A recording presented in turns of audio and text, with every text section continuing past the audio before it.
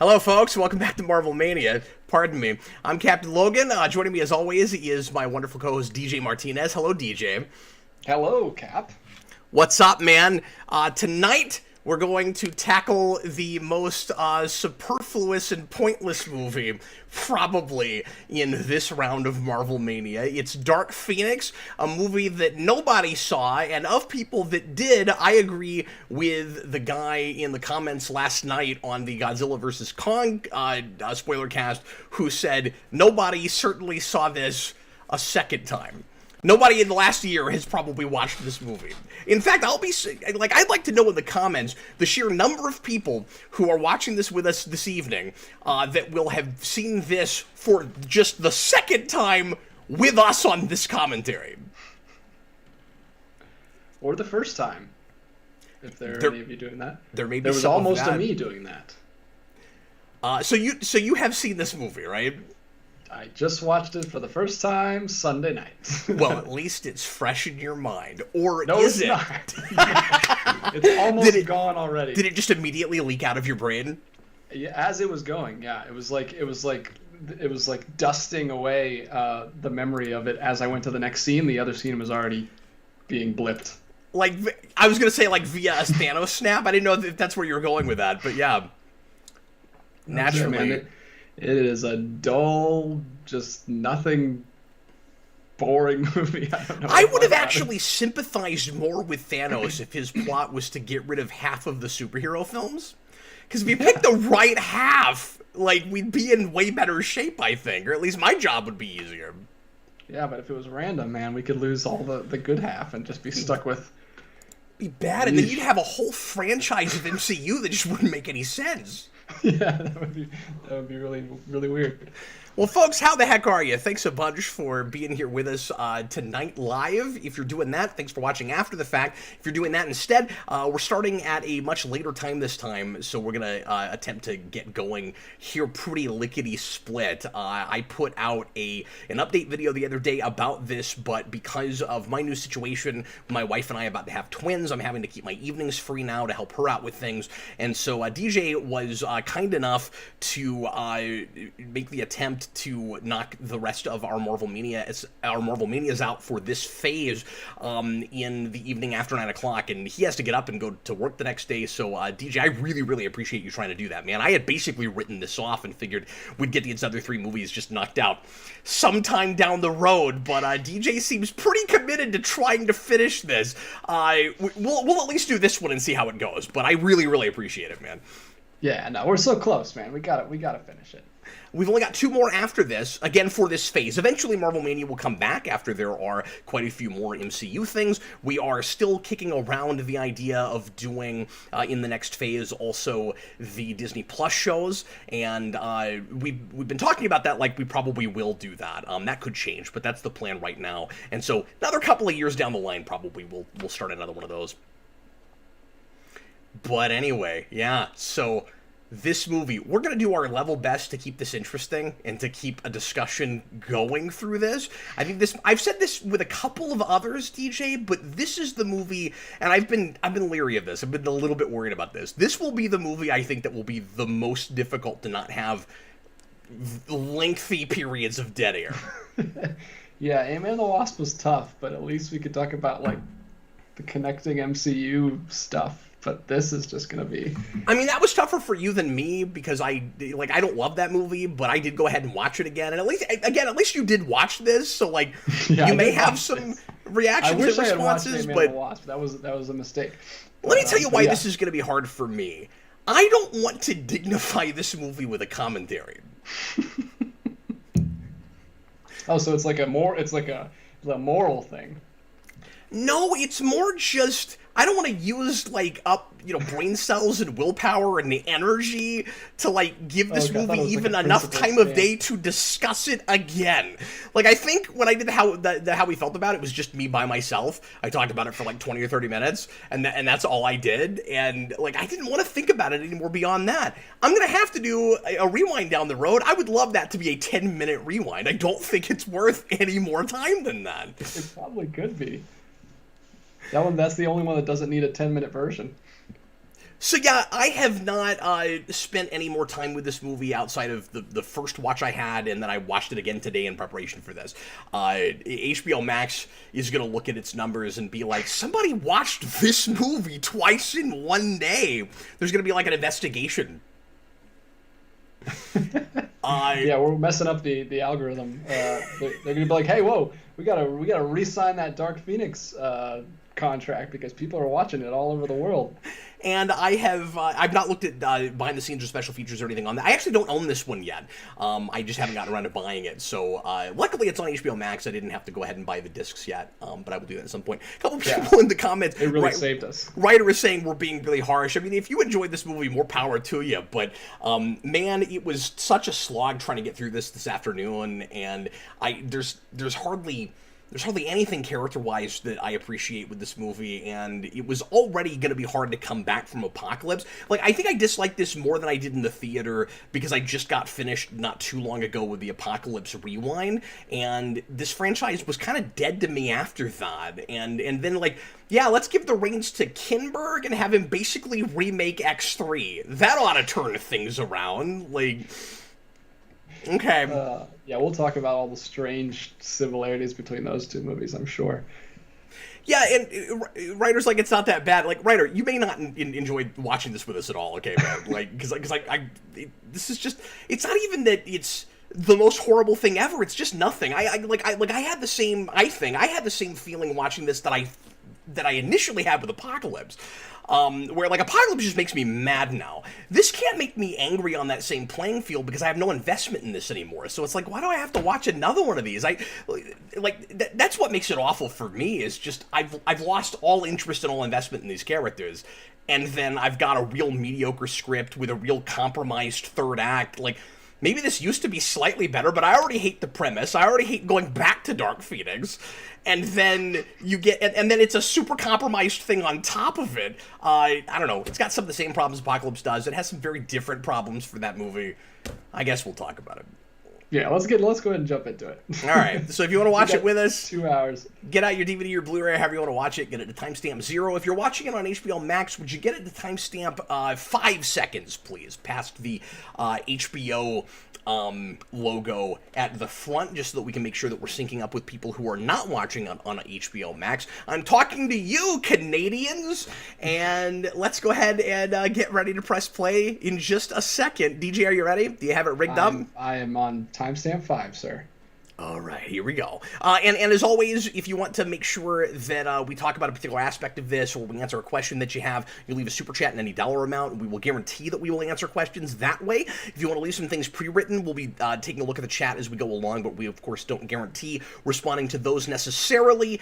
And anything else I need to mention? I don't think so. Let's get right into it. We will be extra thankful for super chats and things to discuss this evening, because we're going to need the help. Yeah, and just just comments in general. And that's what I was alluding to earlier when I said it's going to be hard not to have some dead air. We would really appreciate the back and forth conversation with this one.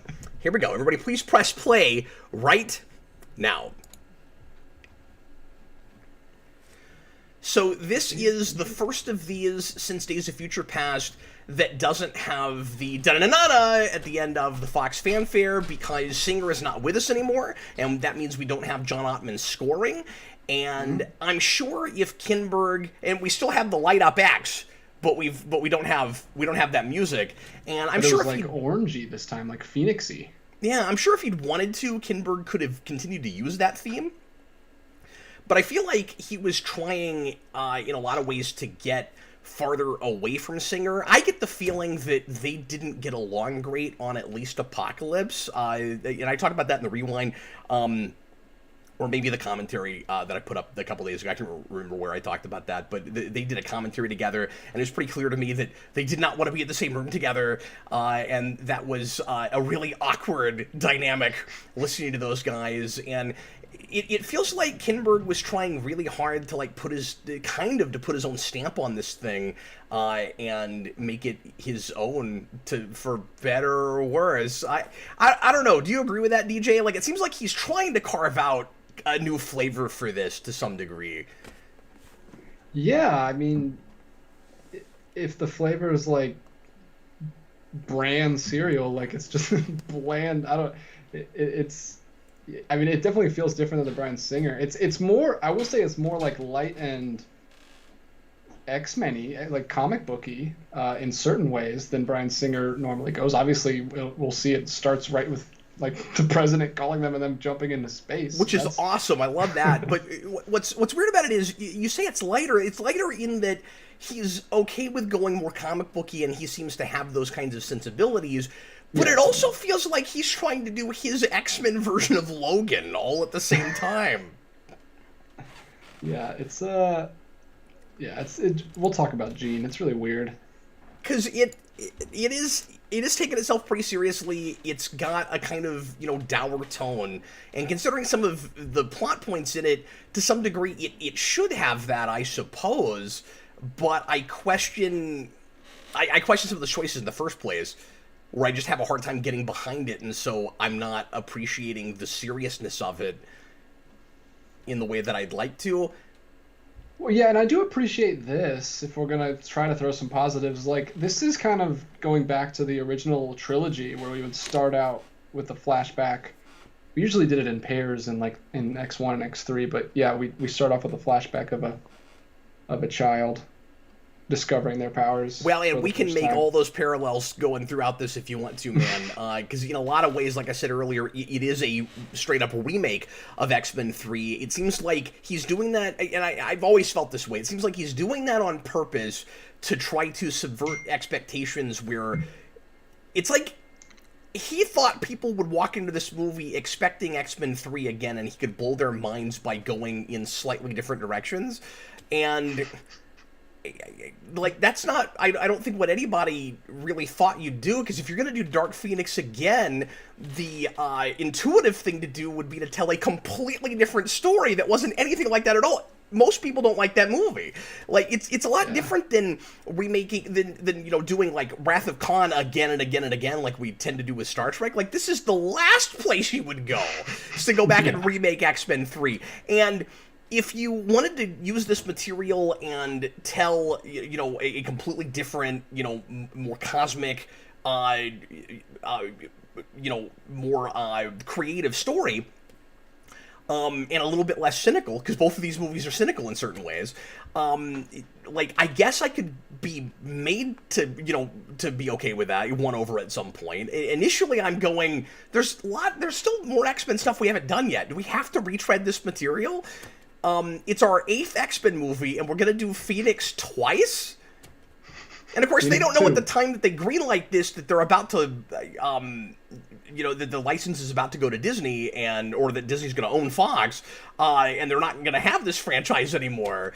But in hindsight, it's like, wow, really? You made 8 X-Men movies, not counting the Wolverine movies that don't have X-Men in the title, and 2 of them are Phoenix things, and both of them changed the Dark Phoenix story in some of the same ways.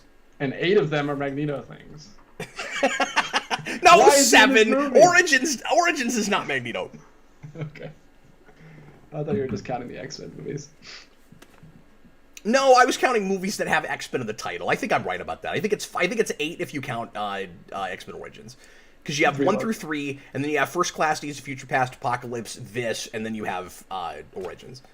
Yeah. I like his little analogy here. Yeah, I can't decide if he's coming up with this on the spot, or if he's intentionally pretending like he didn't know he was going to go there. He uses this with every single... He's like a recruiter. He's a college recruiter is what he is. He goes, this pen is a gift, like the gift that you were given genetically. You know what? I just thought of this just now. I'm going to give you this pen as a gift. Because he goes, I like this line. I legitimately like this. He goes, I give you this pen. You know what? I actually give you this pen. I give you this pen. This part is so weird. Like this movie with time is weird. Like when he came in, she said, "Where are my parents?" So it seems like it's been very recently since the car crash. But then right here, when he's like, "I can fix you," she's like, "No one can fix me. I always break things." But we know that was her first time using her powers in the car crash. Or at least or at least if it's not, we're not told enough, right? Like, the parents seemed completely surprised by that. There didn't seem to be any precedent for it at all, but this movie has that problem in a few different places where there's some communication issues like that.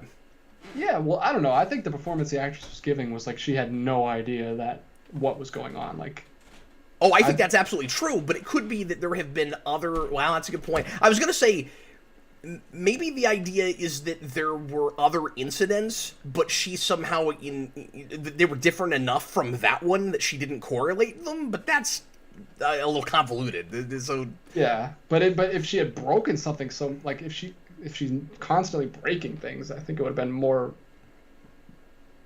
of an event than just that. Also, I didn't even know this.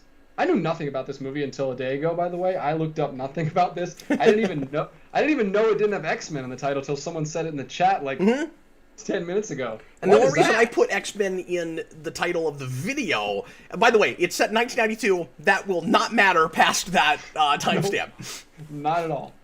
But anyway, I put X-Men in the title because HBO Max went ahead and put X-Men in its title. Yeah, because they're smart and they want people to actually watch the film. Unlike Marvel, apparently. Like, maybe if we don't put X-Men, no one will even watch it. Yeah, it reads a little pretentious. That's one of the things that makes me think that Kinberg had a little bit of delusions of grandeur with this and was looking at it sort of like his Logan. I don't know if it was his idea to take X-Men out of the title. I have no idea. But if it was, I mean, I could totally see him doing that. Certainly. Writer earlier mentioned that he's a first-time director, and that's true, but there's been a lot of debate about just how much of Apocalypse he actually sort of maybe directed, or that movie was more his movie than it was Bryan Singer's. Yeah, I heard that in the chat earlier, and someone also said that he ghost-directed Fan Four Stick, too. Yes. A lot of people assumed that. And I don't know if that was leaked news or if it was just people figuring that was probably the case, but his name is on so many of these Fox superhero things, and I think his name is associated with that as at least a producer, Fan Four Stick. These suits look terrible. Yeah, I don't like them. And it's sad because a lot of people loved the ones from the end of the last movie, and I thought those were okay too, and then we didn't use them, we just went to this. And I could see, like, well, it's been 10 years, so maybe you'd have new suits, but, well, then they need to look at least as good as the last ones. Yeah, these aren't even suits. These are just, like, they look like flight attendants. Yeah, and they've done the flight suit thing before, but this is not a movie that's trying to be, super realistic. It is fun to get to see the jet come up from the basketball court, because it's always been a basketball court. That's cool. But it's funny that every time anything has a thing like that, there has to be a ball on the court. You gotta lose the ball every time. Yeah, there's never not a ball. That's my favorite stage in the fighting game X-Men Next Dimension, because it opens up on the second round and you can hit someone down into the flight hangar. I don't remember that. That's fun. The suits are weird because from the back, they look like TNG outfits. Like, yeah, especially from farther away, they're lieutenant outfits from Star Trek: The Next Generation. The Next Generation, just from the back. That's why I said they look like flight attendants, because they don't look like anything you could do any kind of action in. They just look like uniforms at a workplace. They're really stiff and weird. Which, to be fair, was kind of true of the leather suits from the first movie, but... Yeah, that's also true. Okay, so when Xavier puts on Cerebro and starts talking to NASA, is he talking to their minds, or is he broadcasting through a speaker somewhere? I'm not sure what's happening there. Yeah, the speaker effect and the mind talking sound effects sound very similar, so who knows? This is so weird, though. Like, I was like, whoa, we're just going into space. I love that we waste no time here. This whole opening is actually pretty cool to me. And then it just gets really bland and who cares to me after it. Yeah, it's so weird in a movie. And I know they reshot the ending, which we can talk about, but I don't know much about. It's so weird that we go to space immediately, like within 2 minutes, but then the rest of the movie is just boring. All I know is Earth. If memory serves, there was supposed to be more space stuff in the ending, but that's really all I know. And I know that this movie was supposed to have something to do with Hellfire Club originally, and that some of the alien stuff that we get with the really bland race that is going after the Phoenix Force was supposed to be integrated in the Hellfire Club story. And I know some people, for whatever reason, think that this movie would have been way better if it was Hellfire Club, but after you've already killed Shaw, I can't get real excited about Hellfire Club until I see what they would do with it. Like, apparently it's supposed to be his son or something, and I'm like, okay. Like, I've heard some people say, oh, this movie was ruined because they didn't do Hellfire Club. I'm like, that doesn't sound that much more interesting to me either. Because I imagine that story would have just been, kind of like the Hellfire Club story, although they're not called that in the X-Men animated series because they can't use the word hell. But they have Shaw in that, and I don't know if this is how it was in the comics. Fire Club. Because I haven't read that stuff in the comics in a long time, but he is like manipulating Jean Grey and like mind controlling her, and I wouldn't want that for a whole movie either. That's kind of the role that we gave Magneto in X-Men 3. Like, I know that it wasn't mind control, but he was basically just pointing her as a weapon. Like, I don't know if I want to see that again. Is there a reason why Quicksilver and Nightcrawler could just breathe in space? Well, I had the same question. I was like, what? There's holes in the ship. That's the whole problem. The ship is there's no air. Maybe the idea is supposed to be that we're seeing some of that in slow motion, and they're able to move so fast that they just held their breath the whole time. But Quicksilver does not look like he's holding his breath. No, he just looks like he's just normal. Kinberg seems to like a lot of X's with glowing lights. That's the thing we've added. Chat are why don't they have helmets? Does that somehow make it more 90s that everything's got like a glowing light on it? Yeah. Okay. Straight off the Schumacher handbook. From what we were talking about a minute ago with the basketball court, Mr. Romano says, so if someone's playing basketball, they just fall in. you gotta move quick. There should be like an alarm or something, there we go. Now put him in a helmet. But you need a helmet too, sir. Why didn't you need it before? See, he's gonna be over there longer. Maybe not. No, he's over there. Yeah, that must be what it was, right? They're just holding their breath for the 5 seconds. But then they don't know how long they're gonna be over there, I wouldn't think. So yeah, that's weird. But it's not just holding your breath. Space is freezing. It's not just the breath thing. Your skin would die. Yeah, that's but if they go really fast. That's not the only thing that a spacesuit protects. I know that! I'm just guessing at the logic, even if the logic is stupid, okay? So I'll just get this out of the way real quick. Jennifer Lawrence is insufferable in every scene she's in this, and I didn't love her in Apocalypse, and I agree with Eric when he says that she didn't look like she wanted to be there. This movie, I am convinced the reason we kill her off of the first act is because that actress is making it really clear that she does not want to be there, and she wishes that she wasn't contractually obligated, as is pretty evident by the makeup, which looks like it took 10 minutes to put on. Okay, as someone who didn't just do a super long rewind and watch this movie 3 times, or watch Apocalypse 3 times. Yeah. I have not seen Apocalypse in years. I watched it once when it came out. I was so caught off guard when she's leading the X-Men in this, because I didn't remember that at all. Yeah. Because that movie's terrible, and I was like, what is happening? Which is funny because it doesn't care that much about continuity from the last movie anyway. So it's still doing that, and it's still got it's still got her as a public savior hero person. Everybody loves her. You've got little girls playing with Mystique action figures and stuff. But keep in mind that the end of the last movie was, with no explanation, Jean Grey turns into the Phoenix and helps to save the day. And then in this movie, we have to open with a scene where she gets the Phoenix Force.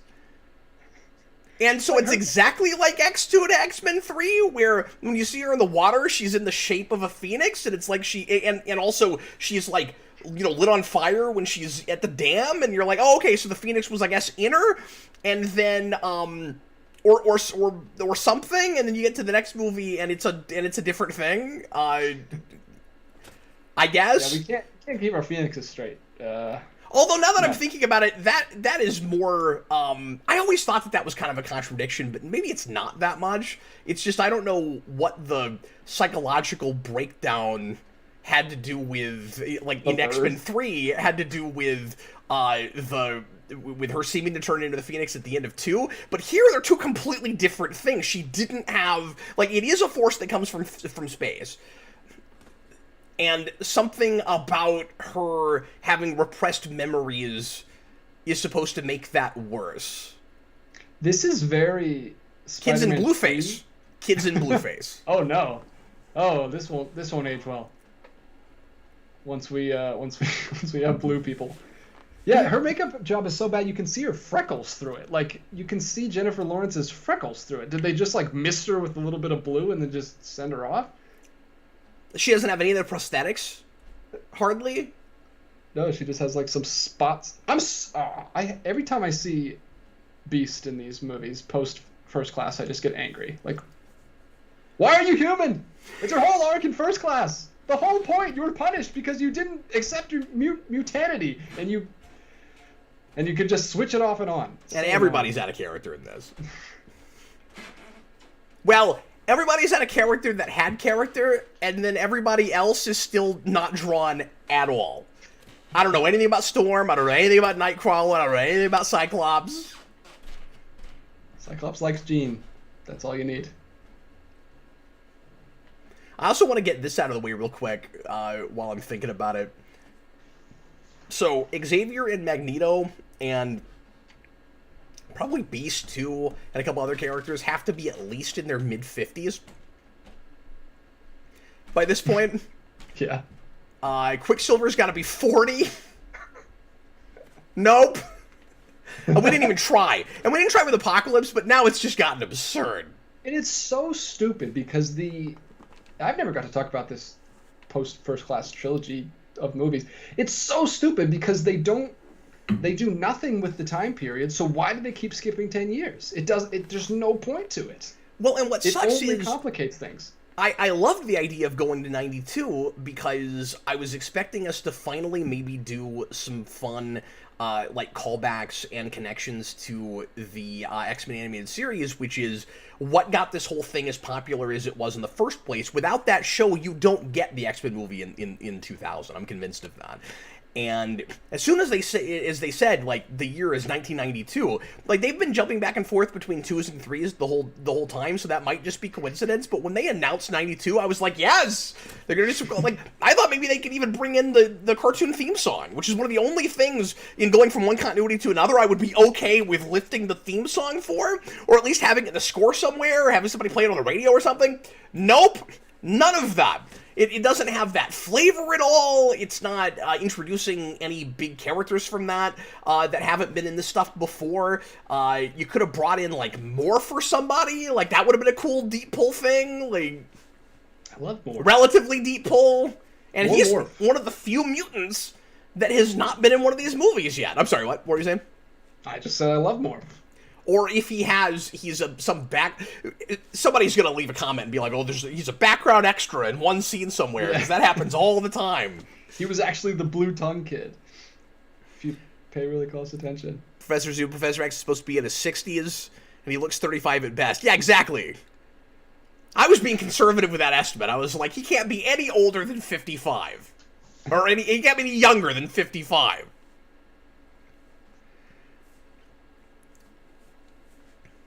I feel great. I'm all good. Nothing wrong. Like X3, we're throwing some characters under the bus pretty hard. They make me really dislike Beast in this movie, and they make me dislike Mystique more than I ever have, and I like her a lot in Days of Future Past, and then it all goes downhill from there. But we'll talk about this. Especially the stuff they do with Xavier is really unfortunate. there's just no reason to vilify him the way they do. And I love morally ambiguous Xavier, but I don't even know what they think they're saying with it. The way this movie is handling it. You've got the thing that Mystique said. Did we talk over the scene? I hope we did, because I'm gonna vomit if I have to watch that scene again. Oh, no. Have we not seen that yet? Because it's the worst. I don't think we have. But you've got that scene where Mystique is talking about Xavier's ego and his hubris, and he is somewhere later she says to somebody like he's to Beast, I think, he's changed, and all the moral ambiguity that we deal with, or the main thing that we deal with through the movie is a mistake he made in 1975. It's not even about what he's doing right now. We just kind of forget about all of that. Well, yeah, that's what I said when I said earlier. This is very Spider-Man 3E. It's like light switch. Oh, everyone hates them, and now all of a sudden everyone loves them. And then the main character gets a super big head all of a sudden. Super, like, just cheesy, over the top, like, really generic story arc that doesn't feel real at all. And then an alien comes down and just possesses a woman from a dinner party. Exactly. Why does he come here? Like everyone else, like they all the other whatever they are, the Vooks. What are these stupid aliens? Vook is the name of the alien that takes her over, and their race is such a generic name I can't remember it right now. It is a comic book thing. It is a race in the Dark Phoenix Saga, or in the Phoenix Saga or somewhere. I don't know where they're initially introduced. Where we're told that the Phoenix Force destroyed their planet. Yep. But they all take over like FBI agents later, and I don't know why this one just takes over some random woman and keeps her for the whole time. Yeah, no idea. Anthony Cabrera, why didn't they make this girl new Emma Frost? She looks like Emma Frost. That's true!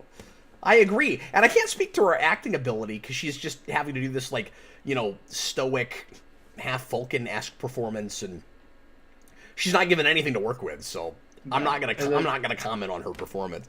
I don't think anyone could have done a good job. It's no Blue Dragon 5. It's not the Shi'ar, and it's really strange that they didn't put the Shi'ar in this at all. But the race that is it Mabari or something? The race that they are is actually a comic book thing. It's pretty minor, I think, but. And here we'll do the thing that we did with Apocalypse last movie, where we find out she's super, super powerful, and she could just rupture the main character's stomachs or whatever she just did to that guy and kill them all instantly, but she'll just put them to sleep later in the final act instead of killing them because they're main characters. I'm really glad this bit doesn't go on any longer than it does, because this song is the worst, and it sounds like it should be in Power Rangers. Doesn't this feel like one of those early Power Ranger scenes where, like, somebody's singing a really generic made-up song? Right, and Kimberly just starts singing Friends Forever on a beach or something. Cat and Aisha, I mean. That music video episode was rough. Or you remember Dino Thunder? You remember Akira's "Freak You Out! Freak You Out!" I think I kind of remember that, but I would never have thought of it. If you repress that is fair. Can I take a moment to... Xavier repressed that memory for you so that it wouldn't hurt you later in life. The race is the Badar. There you go. No, but that's not their name. Is it Badari? But something. But yeah, that's supposed to be Dazzler, I guess. She's in that one scene. She's at a party. She's the party, man. She's the life of the party. She's the disco ball. So, I don't know if they've ever done this before, but Hank refers to them as the First Class, and I always thought the title of that movie was a little strange because they're not really in school. Like, Xavier is... I guess I'm splitting hairs with this, but I just wonder if they would think of themselves as the First Class. Maybe they would. I think so. I think that training montage, I think he taught them. He did. How to use their powers. That's true. When I first saw this, I was like, holy crap, they should be watching these students. They shouldn't be letting them party and use their powers all in the yard like this. And then I cut here, and they're literally watching them on screens. I'm like, oh, okay, at least they're... That is a really good point. Oh, hey, I'm not the only person that remembered Freak You Out. Thanks, friend Davis. because they were all getting drunk. I'm like, wow, this is very different if these kids get drunk. They don't just like end up crashing somewhere. They like could blow the school up. Yeah, I didn't think of that. That's a really good point. Although we're loose with that in other X-Men movies too, where it seems like they've got the run of the school and they can kind of do whatever they want. Yeah, well, there's like 3 teachers in this version. Now, And the again, it's hard to giant comment too much on performances in this movie because I think the script is overall pretty terrible.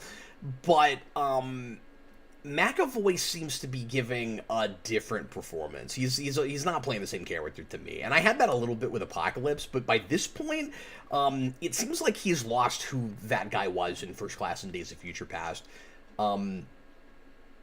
Which is sad, because, again, this whole thing is so superfluous at this point. I know I've said this before, and I'll make this point real quick, but Days of Future Past was the perfect send-off for this franchise. I know people always go, yeah, but what about Logan? Yes, Logan was a wonderful send-off for Wolverine, but I mean for the X-Men movies with X-Men in the title, and if... You know, I was really excited about Apocalypse, but again, in hindsight, if I'd known where things were going to go, I would have said, why couldn't that have been our send-off film? And especially if somehow they had known that this franchise couldn't continue past this, you know, what would be the point of making 2 more? You'd actually want to get a movie or 2 out before Days of Future Past, and then make that your last movie. But I also always said that Days of Future Past was weird to do second after First Class. There should have been a movie in there anyway. Yeah. That would have been ideal. Some alternate reality, there is a movie in between those 2, and then Days of Future Past is the end of the X-Men franchise. So, I mean, this movie was going to have to work really hard to make me remotely invested in this world anymore in the first place. Yeah, everyone's really mad in the chat. I don't know if it's just how apathetic I am to this franchise or just the mood I was in on Sunday. This kind of was just fine. It was just boring. It was just dull. Like, I didn't have a bad time. Like, I have more angry feelings towards like Apocalypse and X-Men Origins and well, stuff this just like makes that. me more mad at Apocalypse because of where that put us. And then Kinberg, this is going to sound absolutely terrible. I'm sure Kinberg is doing the best job he can do because he's not talented enough to pull this off. He's not a great writer. He never has been. I'm sure he's had some decent ideas that get into scripts, but when he's by himself, his scripts are not great. I don't know why he's been able to stick around for as long as he has, but his name is always on the really not good ones. And yes, sometimes his name is on the good ones as well, but I always get the sense that it's usually not him that makes movies great. I don't know if I'm right about that. It's always sticky. It's always hard to say. But, you know, a first-time director should probably do something a little smaller than this first. I mean, it's exactly the same thing that you had with Goyer and Blade Trinity. Yeah. And as soon as his name was attached to this as director, I was like, oh, that's going to be another Blade Trinity situation. I hope I'm wrong. And it wasn't. It was that. But yeah, I mean, I can't say kind of fine because it's more Apocalypse and just not offensive to me like that movie was. It's just like, I don't know, it's like staring at a blank wall to me. Like, yeah, I just had like no reaction. I was just like, yeah, this isn't like making me angry. It's just like the bare minimum, most dull, boring version of any of this story that you could tell. Can't take it seriously. Like, to me, this does not happen in this universe. It just doesn't even happen. I can't take it seriously.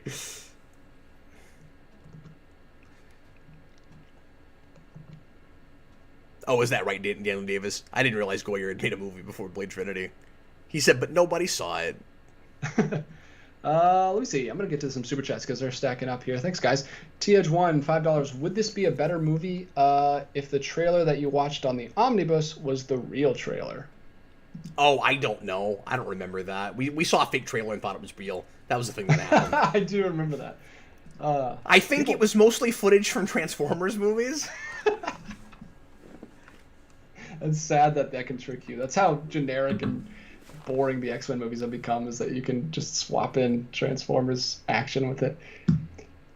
And I realized that some of the weirdness with this was, we should get to some super chats and stuff. I realized that some of the weirdness with this when it came out And I'm not going to say that like I didn't have also like a lot of people some kind of preconception or bias because of this, but like when this came out, it came out late. It was by that point, we already knew that the Fox deal was probably going through. It was really superfluous at that point. I mean, and we knew that it was compromised. We knew that Fox wasn't behind it. It felt like another Fan Stick situation. So nobody had any trust in this movie at all, and it felt kind of pointless to even go see it. And obviously, you know, if I was going to do that, I would hope that it was okay, and it was, you know, just absolutely bland. But even if it hadn't been for all of those weird factors, I would have had no trust in this going in at all, based on Apocalypse and then Kinberg holding all the reins. And as I always say, in a situation like that, my standards are so on the floor, you don't have to do very much to impress me. And, you know, I can say that I wasn't wanting to scream at the screen the whole time. Like, it's not offensively bad, it's just, eh. Yeah, I can't muster the strength to care. It's just like, bleh. It actually went pretty quick for me. Like, I don't know if I was just looking at my phone or something, but on Sunday night, we stopped. Oh, it went quick because you didn't actually watch it. We actually didn't finish. We stopped at right after the action scene in the, what's it called? In the streets, outside the house. And I was like, in my head, I was like, okay, this is the middle action scene, so we've probably got, like, another 45 minutes left, and then or like 50 minutes left, and I thought we were halfway through. And then I paused it, and we had like 30 minutes left. Like, oh, we just have another action scene left. That's it. We can watch this tomorrow on the lunch break, and that's what we did. We watched it. I remember that ending feeling really rushed in the theater. When we got to that train, I was like, oh, wow, are we only like halfway into this movie? Because there's no way this is the climax. Oh, this is the climax. Yeah. So I don't know how, because it's almost 2 hours, but it went fast for me. It's weird. Well, some of it's just the structure is odd. Well, it's not even the structure. I guess it's just more like where the set pieces land.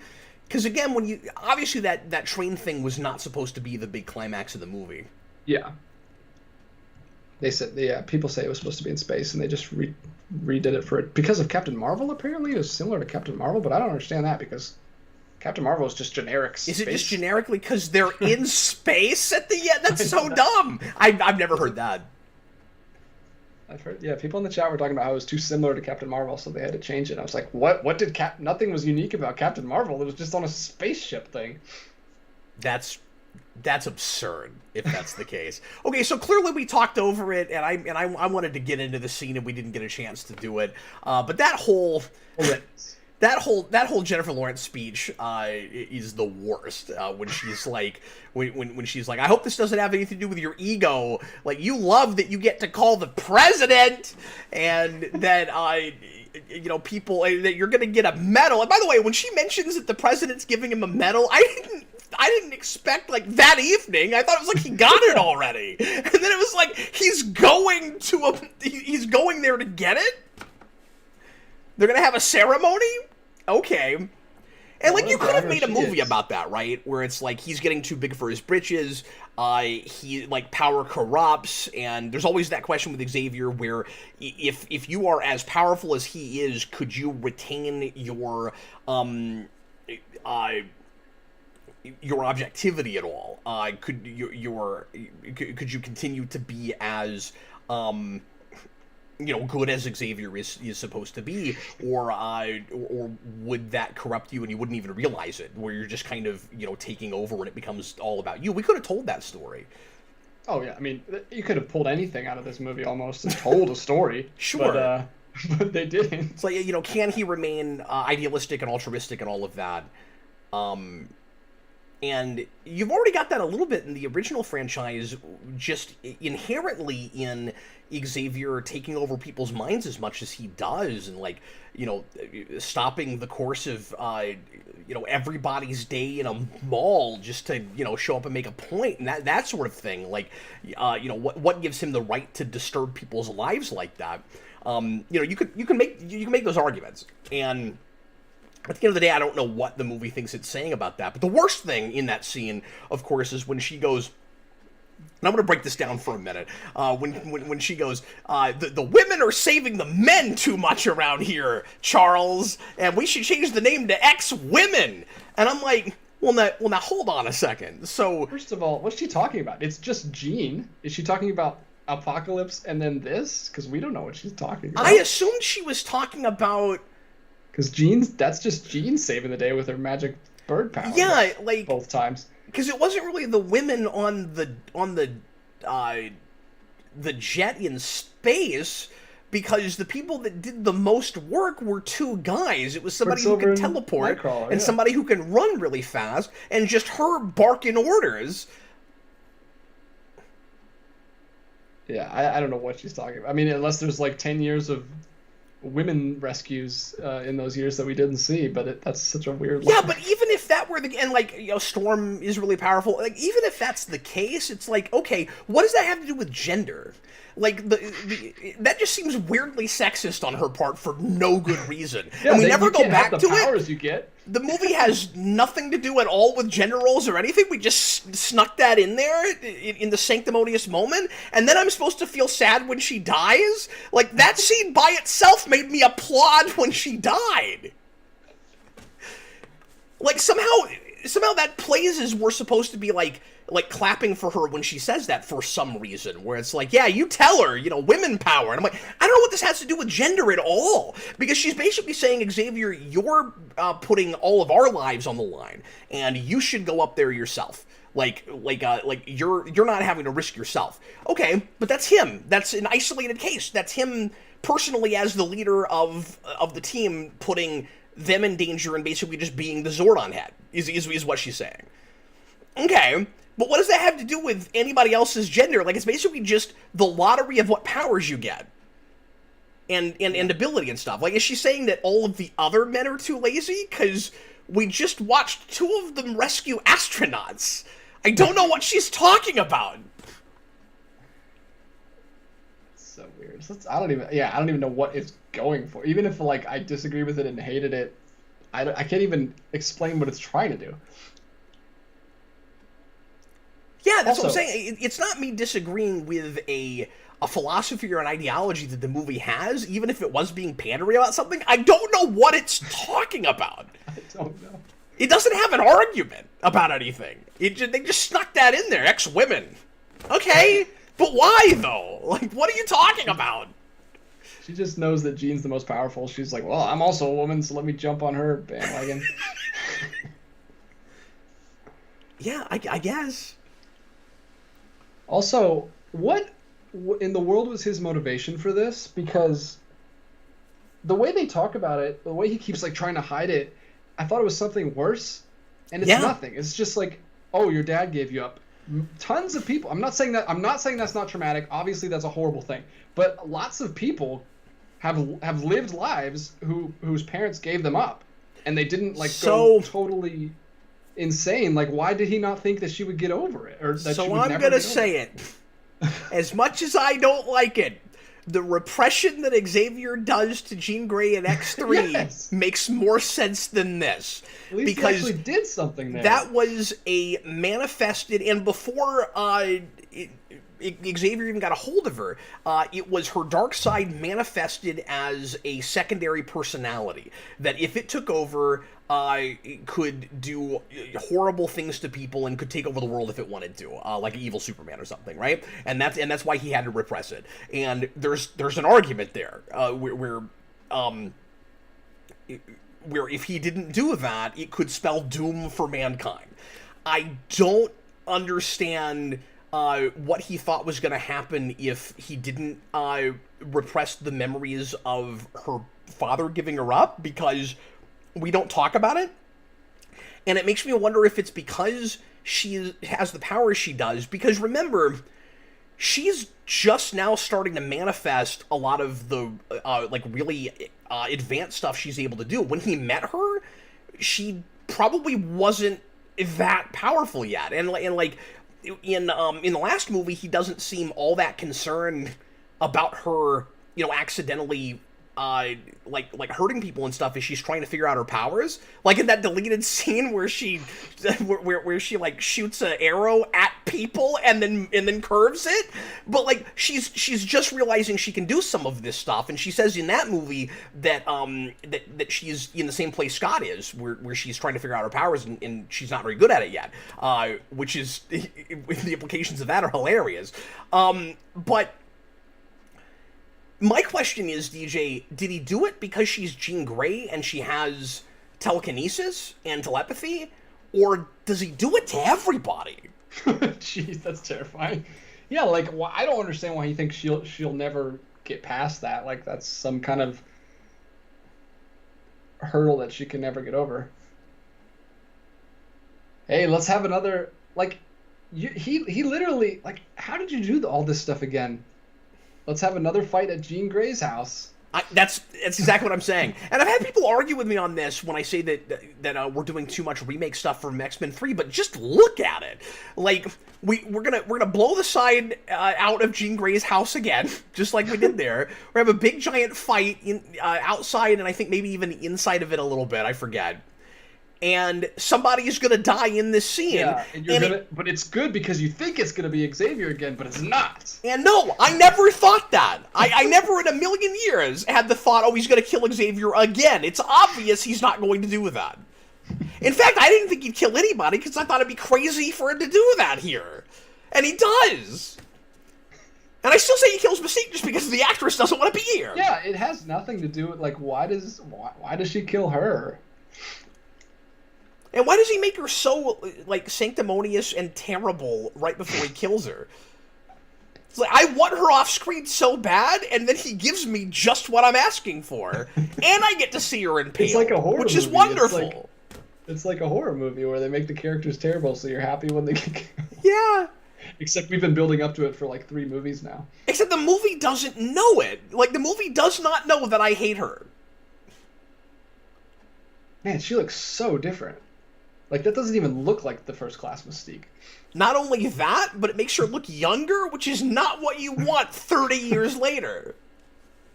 Now, it's possible that she doesn't age or that she's able to, and I've said this before, like, in her shape-shifting, make herself look younger. Sure, that's possible.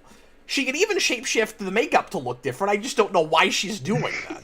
Maybe Professor X is, like, he's strong enough that he can control everyone's mind who sees him, and they see him as younger. Because he can do that. He can make himself look like something else. So somebody calling himself Stan Lee there in the comments says this fight is from the comics, and I didn't remember that, but even if that's the case... So we're going back to then some of the same source material, and that explains, I guess, why some of the same things happen in both movies. But I'm telling you, I would... Unless I was going a lot more, like, panel for panel or page for page, because it's not doing that. I mean, the Phoenix Force, it still doesn't operate the same way it does in the comics, really, and all of the psychological stuff, as far as I understand it, is not from the comics. I don't think. If it is, I don't remember that. This is another problem with the stupid decade hopping, is, like, I'm supposed to be invested in this relationship, which I didn't have any involvement in it growing since, like, First Class. The problem is everything, if memory serves, and I've done, 60,000 words on other movies since Apocalypse, even though I did that somewhat recently. But if memory serves, the only stuff that they did calling back to and discussing their previous relationship in First Class at all are all deleted scenes. None of it is stuff that made the movies. Of course. Can we go to some Super Chats? Yes, let's do that. We got a $2 Super Chat from Mr. Roboto. He said Wolverine in all 3 of these. The Wolverine trilogy, yes. I think he was talking about maybe our conversation from earlier when we were trying to count the X-Men movies. Yeah. But thanks for $2, Mr. Roboto. Jan... We just cannot... Sorry, in superhero movies, maybe movies in general these days, we cannot have a funeral that's not shot from a bird's eye view. You know what I'm saying? And it has to be raining. Yes. People only schedule funerals when it's raining. I want to go to funerals in movies and put the Evanescence song from Daredevil behind all of them. Yes, someone should do a supercut. There should be a supercut all where the it's like superheroes are at one funeral. it's like 15 of those. I'm so tired of being here. Dun, dun, dun, dun, dun, dun, dun, dun, and just do it to every funeral scene you can find with rain. And we're gonna go one step further than Spider-Man 3. They're gonna go hate you, love you automatically, and then automatically hate you again when one of you does something wrong. Anthony Cabrera, wow, she doesn't even get a tombstone. I didn't notice that. Maybe they just haven't made it yet. They didn't know what name to put on there because she's had so many. Jan Hendrik. Oh, and by the way, we've already had the Phoenix name drop. It's going to happen one time. The aliens are going to generically refer to the Phoenix Force as the Force or a Force. Well, and the stupid thing is, he came up with it. Like Scott's like, hey, they're calling you the Phoenix. Bird rising from the ashes because you came back. Like, no, you don't need to come up with a reason for it. She turns into a big bird every time she uses it. Yeah. What? Well, that's what I was going to say. Is separately from the bird. When we get and I don't think it's looked like a bird yet, but after he calls it, and it's not even him that comes up with it. I guess it's just some kids come up with Phoenix. I guess they were paying attention in class and they heard Phoenix somewhere. But no, at the end, when she sacrifices herself and leaves, it turns into a Phoenix. Yeah, well, it was a Phoenix in Apocalypse. I know we're. Well, I know, but they've ignored that. That didn't happen.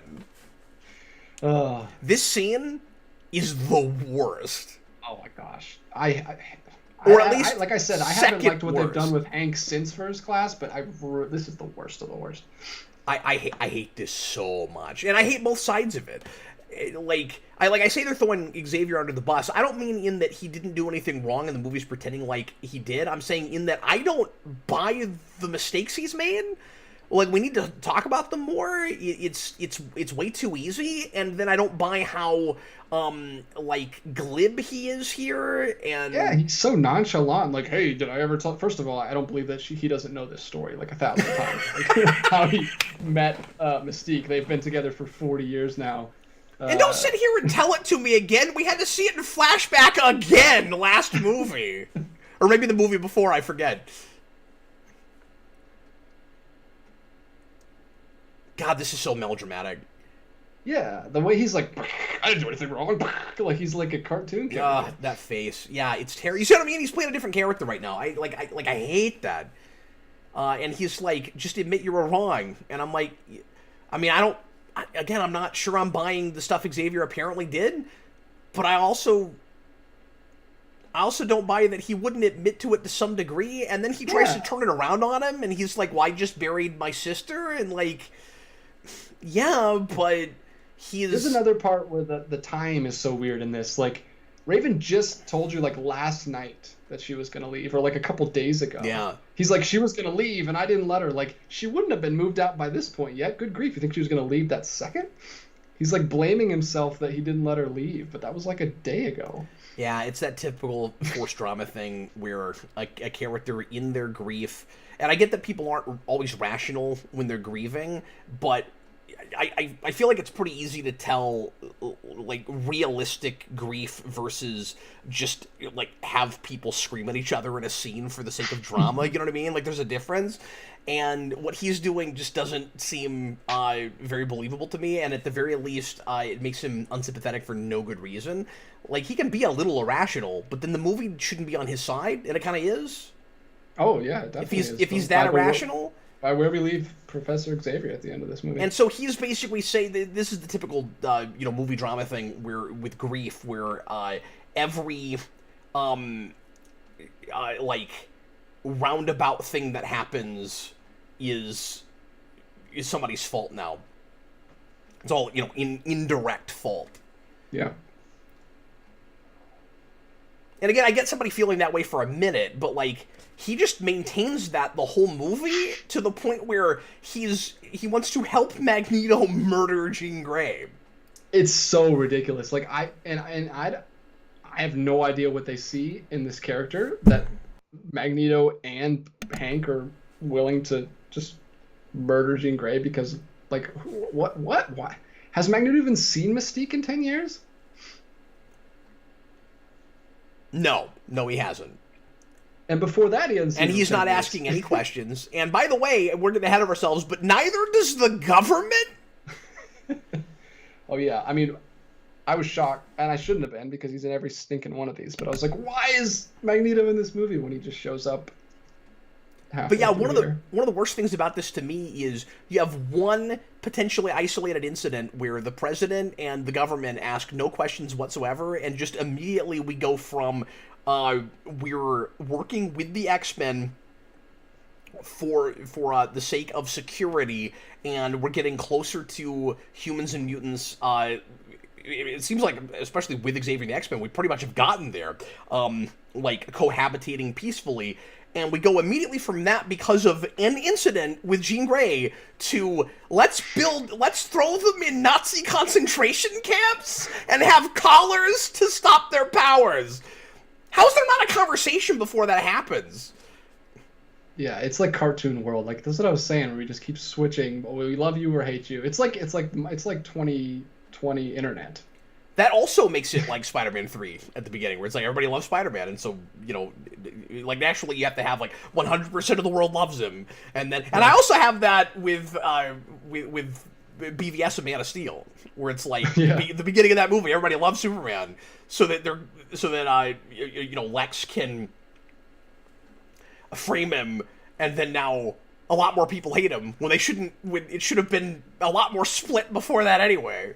See, look at this. We are more than halfway through this. Way worse than that. This movie is a phenomenon. I don't know what goes on. It's the most dull, boring movie, but it goes by quick. I don't know how it happens. Usually those are the ones that take forever. Wait, OAW, why do you say the stream is flagged? What flagged the stream? Oh, no. Or is he joking? What did I say that flagged the stream, you think? This is a good time for this super chat. I'm going to pretend like it was on purpose that we waited this long. Jan Hendrik Vandermeer says, I like this movie. There, I said it. Love Magneto in this movie. I mean, I like him better here than I did in Apocalypse, I guess. To some degree. Just because at least he's not... Because there he is... I mean... Forgive me if you like this movie, but, like, I'm kind of comparing, like, rotten apples to rottener apples. Like, in that movie, he's working with Apocalypse for no good reason and, like, murdering innocent people that he knows are innocent and seems half mind-controlled even though he isn't. Like, I guess this is slightly better than that, but I still feel like he should be asking some questions before he just goes after Jean Grey. It's like this... He and Hank both have this, like, all-or-nothing thing where it's like, I don't care why...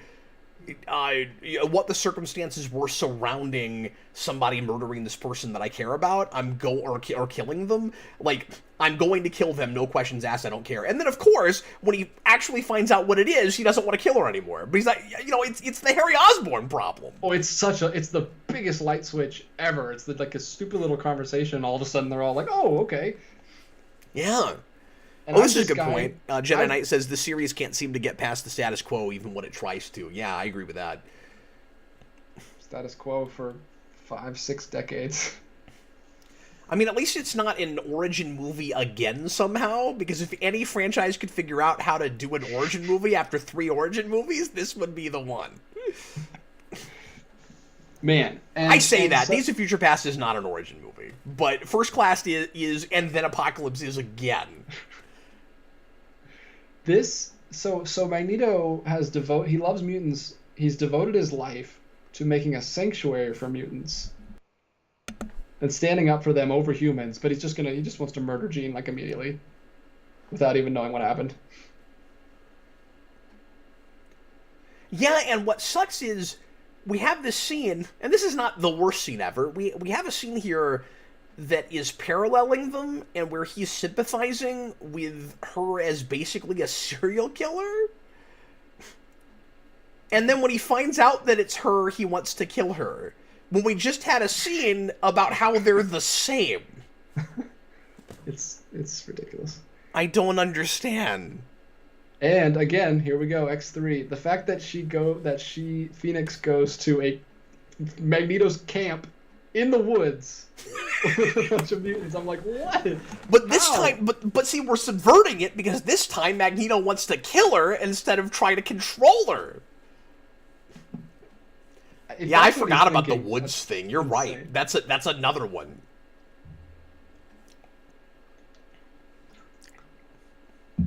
Let's do some more super chats if we could. All right. Yeah, they're coming in a lot. Thanks, guys. TH1, $2 super chat. I feel weird saying this on this channel, but he says, "Hey, it's Ralph Boner." Oh yeah, It's a name. I can say it because it's a name. Yep. Yep, there he is. That's Quicksilver. There he is. Ryder, $2. What's your machete order to watch these? So that's a good thing. Maybe we should do that during the credits, I wonder. That's a good question. I haven't thought about that. That was a WandaVision reference for anybody that hasn't watched that show, by the way. Yeah. 'Cause I hope you know what we're talking about, because otherwise it's really weird. He's related to that show. Do you want to try to do that now, or So what was the question? what's your machete order to watch these? What does that mean? Machete order, I believe, is the order of the Star Wars movies, where where they put like 3 in between. You watch like 1, 2. I don't know. You can do them in your own custom order for the best experience. As far as like the timelines go, or just like, or Yeah, like for the just X-Men best films, to like, worst, or I don't totally understand that. Sorry. Yeah, just like what order would you want to watch these films in? But like X-Men in general, or just First Class to here? Like That I don't know. He just says in order to watch these. I assumed he meant just the X-Men films, but because I don't know why you would watch these 4 in any different order. I just don't tend to do that. I don't pick different orders. I tend to just watch things in the order that they were actually released in, especially because prequel things tend to be too informed by what happens later in the continuity, but earlier in the production order. So I know people have fun with that. It never works for me. Because there is really no franchise where I fully buy enough a thing not being too informed by what was made earlier, even if it happens later in the continuity. Even Rogue One, I think I would have a hard time with that, but that's the only one I could think of where I could maybe get away with watching that before, other Star Wars movies. But as far as these go, yeah, I would just watch them in the order they came out in.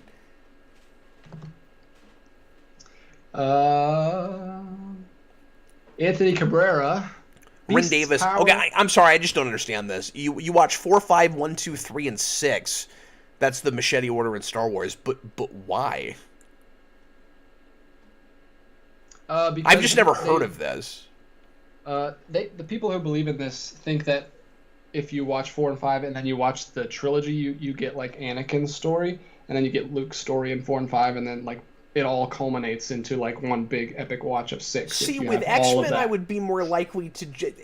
And the difference is, as much as there are contradictions and just like bad moves in the prequels with Star Wars, it never feels like different continuities entirely, right? Like, with X-Men, I would be more likely to just throw certain movies out because they don't inform the continuity enough. Like, we ignore Origins after Origins and pretend like it never happened for the most part. So I'd be more likely to just throw stuff out. Oh, absolutely, yeah. With this, like, my machete order would just be chucking half the franchise. Yeah, mine would be a trilogy. It would be watch X2, watch First Class, watch Logan. Done. Yeah. This would be... But if I'm looking at like just the X-Men movies, it would be 1, 2, and 3, and then First Class and Days of Future Past, and then nothing else happened.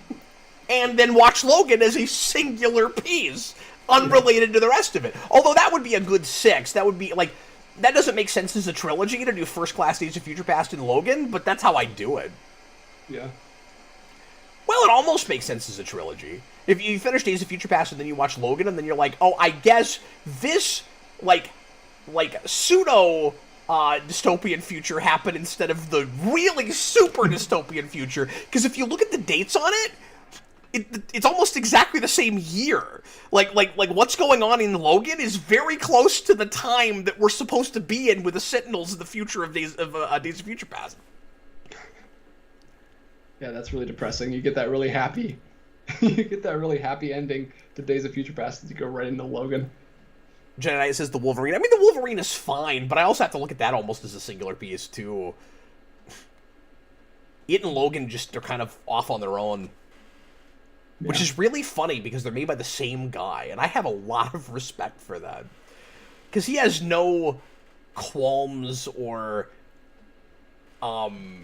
anything about just making, singular movies. There's no pretense. He's not pretending like one really informs the other one. He's like, I made 2 Wolverine movies. Yeah, and there's like completely opposite tones, so he just makes what he wants to make whenever he wants to make it. Let me see. Anthony Cabrera, Beast's powers remind me of Plinkett criticism with Data's emotion chip. In what way? Like, has his powers changed in some way, Beast?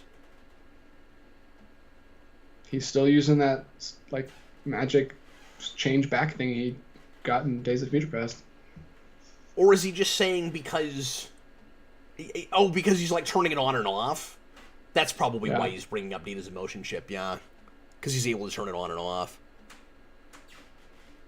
Which I hate. Again, Super Billy, $2. Why not make Mr. Sinister the villain in this? Because for some reason, Kinberg really wanted to do Dark Phoenix again. I don't understand. And I'm going to assume that it was his idea, but I don't know that for sure. Because I've not looked deep into this. But I don't... Unless, like, Laura Daughter, for some reason, really wanted to do Dark Phoenix again. I don't know who else would have been, obsessed enough with that idea. But it's so weird that you would set up Sinister at the end of your last movie, and then that's not where we go, because all the after credit scenes we've done in these so far have informed the next thing we did. But I'm pretty sure even when we saw it, maybe I'm wrong about this. I was going to say, I thought when we saw Apocalypse in the theater, we already knew Dark Phoenix was the next thing, which made the Sinister thing even weird, the Essex suitcase even weirder, but I don't know if I'm remembering that right. John Kelling says, for $2, I went to get tacos. What's going on? Well, hopefully somebody caught you up. You didn't miss much. Thanks for the super chat. I hope you enjoy your tacos. Yeah. I'm having flashbacks to that Endgame scene again. With Hulk and the tacos. And it just starts playing that song. Such a sweet moment. I love that moment. It's wonderful. Super Billy, this film looks cheap and expensive simultaneously. But I had the same thing with Apocalypse. Because I think this guy directed them both. Yeah, this was a $200 million movie, I think. It barely made any more than that at the box office. Somebody mentioned that in the comments earlier, too. And, yeah, it's got some TV movie stuff. Here it is.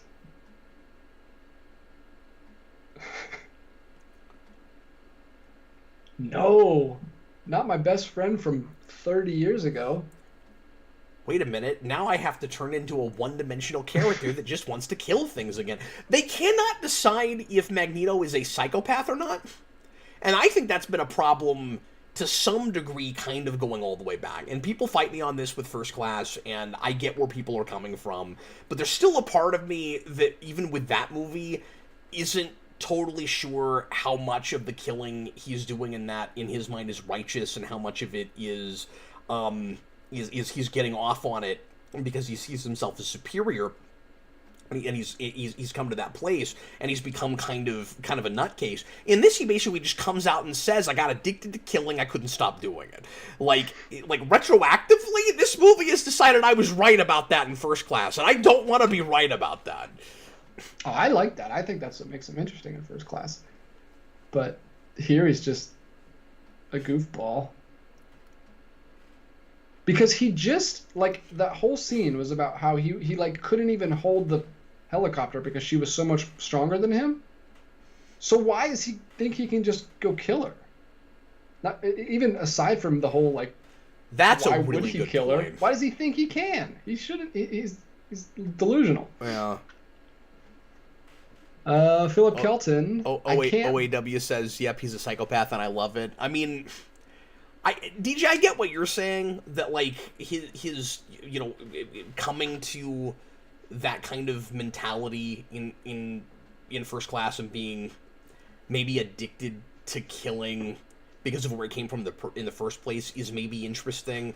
I always felt weird about it because I wasn't sure if the movie knew that's what it was doing, and now retroactively it's just making him generically a nutcase.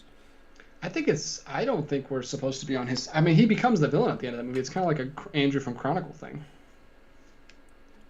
I think it's the exact Chronicle thing. We're supposed to see him. We're supposed to be sympathetic towards him at the beginning and like see his transformation on screen and find out how scary he is once he kills Shaw. Except he's already got. I mean, I don't mean to go back to that too much, and I know I made this point before, but like, he's already that scary by the point he meets Xavier, and Xavier kind of ignores it, and that was the thing that always bugged me about it, and that's where I get off saying I don't know if the movie has decided how psychopathic he is, or if he is psychopathic, and especially when we get to these later ones, it seems to change scene to scene.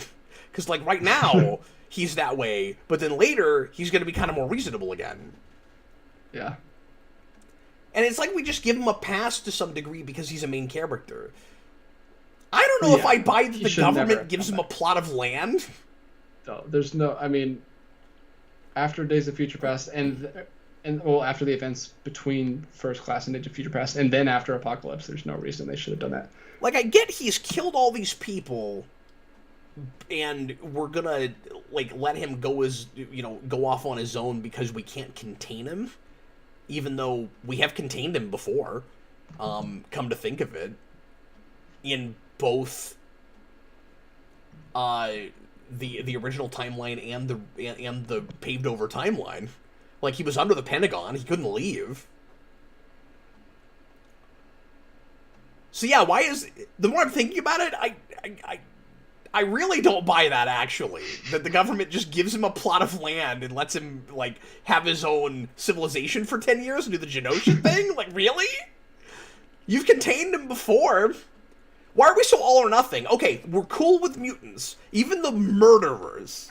Or we're not okay with mutants, even though most of them aren't murderers. And the other thing, too, is when the government turns on the mutants on a dime like that, is it because Jean Grey is an X-Man, or would they do that because of any mutant incident, and did they get lucky that for the last decade, no mutant has ever hurt anyone? It doesn't make sense. It's so weird. Philip Kelton, I can't be mad at Origins. It's so bad, it's hilarious. So he's a big fan of that one. Yeah, I can see why you'd have that to some degree. It's just, I was so disappointed because I actually expected, big things from that movie initially, and I think it's really insulting. And it's it's the most...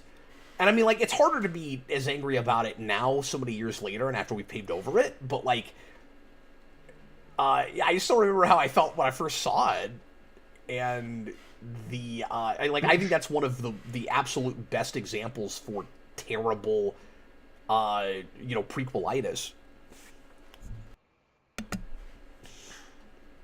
Oh, man. He's getting the helmet back on for the first time in 10 years. That would be exciting if last time we saw him, he wasn't wearing the helmet. But no, Mutale, it wasn't Bush Sr., because we saw the president, and he's not... It's not a guy that they're pretending is Bush, it's just a generic president. Which is weird, because we did have Nixon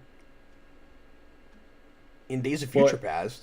Well, and we had JFK. We did have JFK, also in Days of Future Past. Yeah. Anthony Cabrera, this movie is like a CW special in theaters. I mean, it's written like that, for the most part, yeah. Philip Kelton, 50 Mexican pesos. This movie doesn't make much sense. Gene tries to argue against registration because driver are dangerous, too, but you have to have a license to drive. Is that what she says? Does she actually say that? I don't remember that. I'm not sure what he's talking about right off. That would be amazing if that's in this. So we've got an Xavier that in a previous scene just mind controls people because he doesn't want to deal with them. And then in that scene, like Cyclops is like, "No, I put my foot down. I want Storm to come with us so she can be in more scenes in this movie. So she's coming with us." And Xavier's like, "Well, I guess I can't do anything to stop you." Okay. Can I make fun of the Cyclops? Can I be mean to the Cyclops actor for a second? Sure. Oh, he has the F-bomb is the worst F-bomb in the history of F-bombs. Yeah, but this is more mean than that because this is not his fault. He just has the most bland, boring white guy face. Like, you can't put a visor over that guy's eyes because he's completely unrecognizable once you put that thing on him. He's just like vanilla. Like, I can't even tell who it is anymore. Well, at least it's a good disguise if he wanted to disguise. Like, all of his recognizability is in his eyes. But Xavier, they already see you as monsters. They've been taught immediate seconds after Jean Grey killed someone. There was talk of concentration camps. There it is. How did the actor deliver that with the straight face? How did the script? How did it get in a script? And, why are we still doing that? It's never good. I don't know why. No, but that's the worst I've ever seen in maybe anything. Where Cyclops goes, "If you do this, I will effing kill you." It's not in his character. He still looks like he's 16 years old, even though he's aged 10 years. This is an actor who could still get away with being in high school, and he's supposed to be at least 26 years old.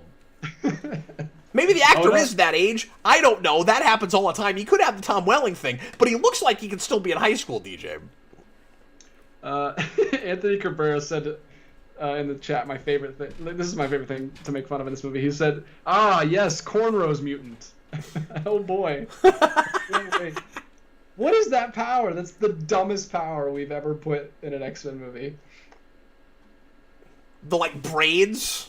Just whipping people with his dreadlocks, like. I don't know. Yeah, that's pretty bad. Is this supposed to be Omega Red? Like a really crappy version of Omega Red? I don't know. Surely not, right? He looks like an Asian dude. I mean, I didn't get a close look at him. I'm not sure, but he doesn't look Russian. No, it's just hair. He's got mutant hair. When we got to look at his face for a second, I thought he was an Asian guy, but maybe he's just a black guy. I'm not sure, but that is a weird power. And we have lots of really stupid mutant powers in X-Men comics, but so does he just never cut his hair? What if he never decided to grow it that long? Would he just not have? Would he never know he was a mutant? I never know he's a mutant. Maybe he can't cut it. Maybe it's like part of him, like Angel's wings. Did they grow that long when he hit puberty? They just shot out? Because he's a mutant? He wakes up one day and it's just like tentacles coming out.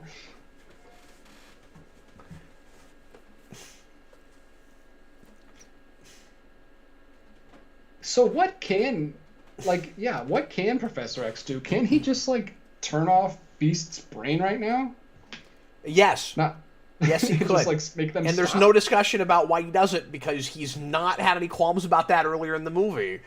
And I mean, I know he can't do Magneto, obviously, but everyone else, he could just be like, "All right, go to sleep."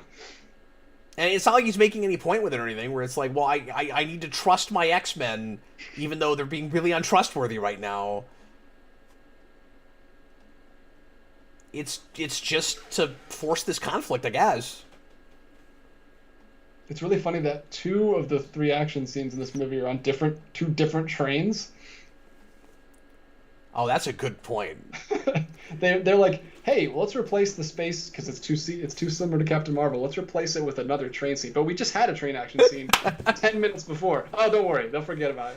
This movie's forgettable. Everybody will just see it as a callback to the train scene of the first movie. They'll think it's brilliant. Super Billy, noticed that Storm has the same hairstyle she did in X-Men 3. I did not realize that, but you're right. There you go. There's another X-Men thing. So, I don't know what exactly the Phoenix Force is doing with Jean Grey. I don't know how it interacts with her personality. I don't know if it has taken her over or if it has created like a Venom-esque, like it basically acts like the Venom symbiote, right? Well, they said earlier that all it is doing is like amping up her emotions, so she's acting only on emotion. So I don't think it's any kind of mind control or like controlling her at all.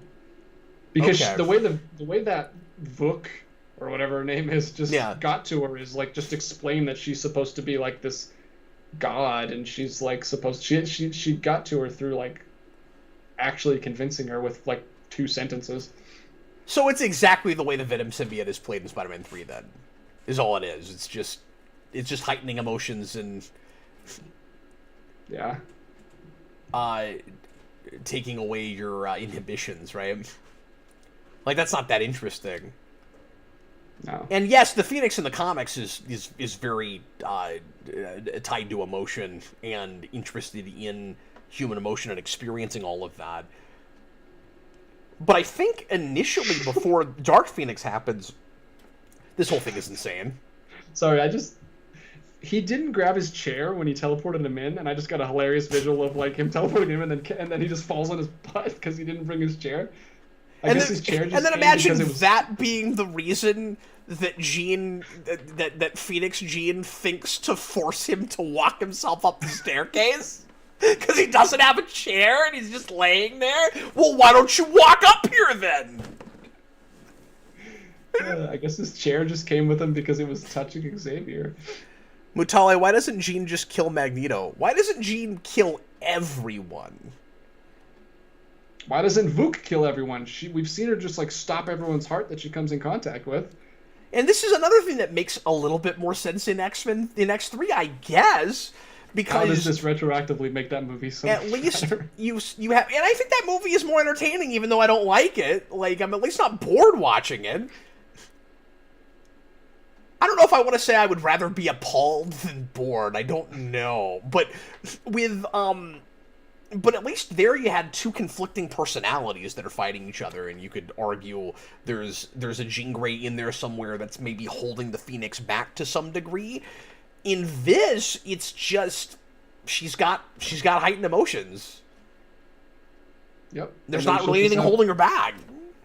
She'll have her own light switch moment later when she just realizes that like her friends care about her.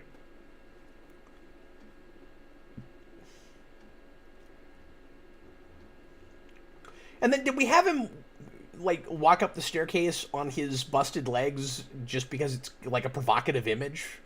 Is that the only reason we did it? Just to be like, look how dark this movie is. It's hard to even care because he's walked in like all of these prequel movies in some way or another. That's true.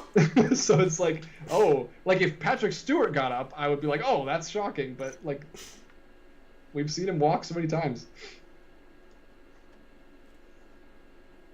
I'm also having this thing with McAvoy in some movies, but particularly really bad ones, where I'm seeing too much of the performance he gave with certain characters in Split, and I can't unsee it. Yeah, that's what he should have done in Split, is just played all the other people he's been in other movies. One of the personalities should have been Professor X.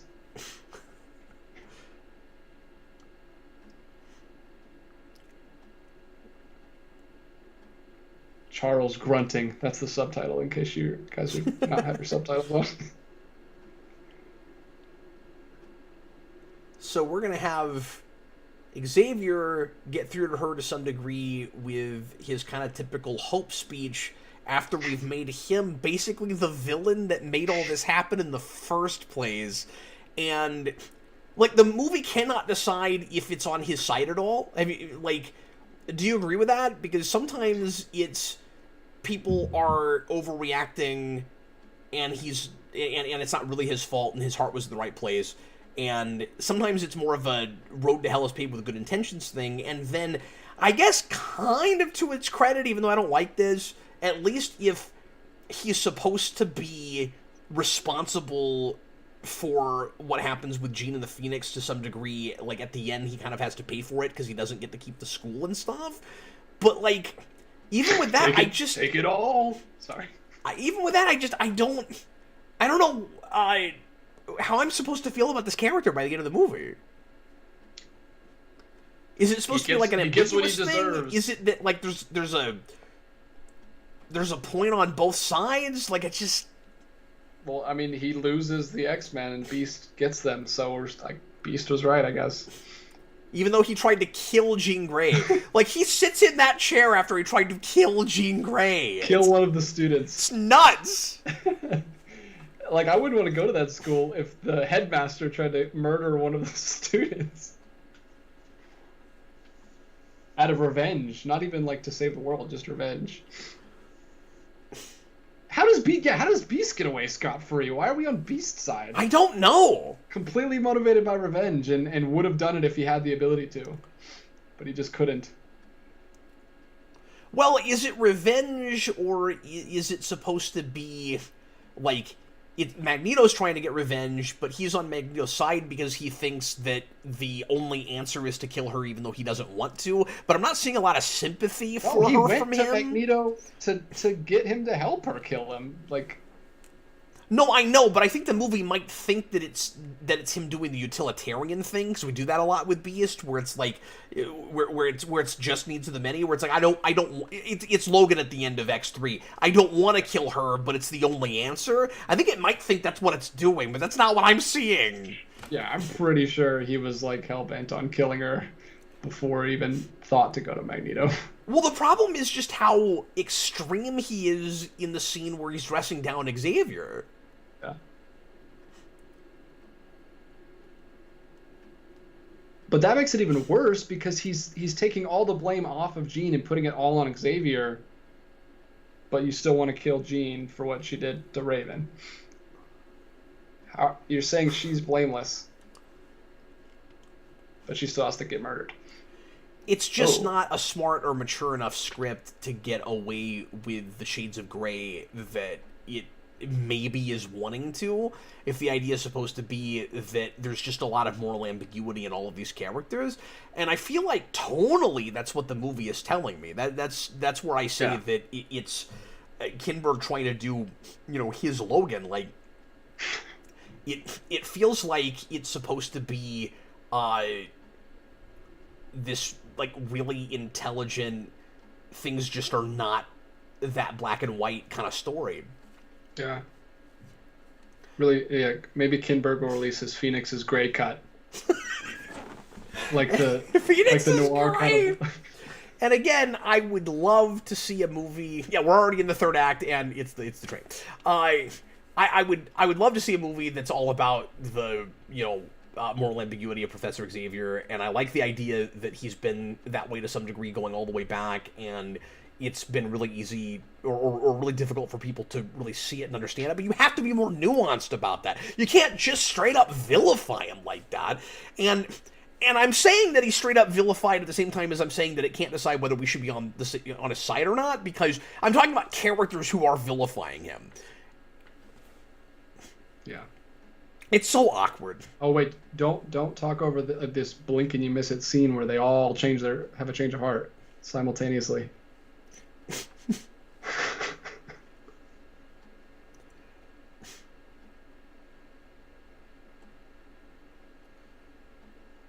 So I didn't do it deliberately. Oh. I had a really good reason. Okay, well now we're feeling you. I get it. But he's still not going to be running the school at the end. The ending almost says he was just incompetent all along. He's incompetent all along.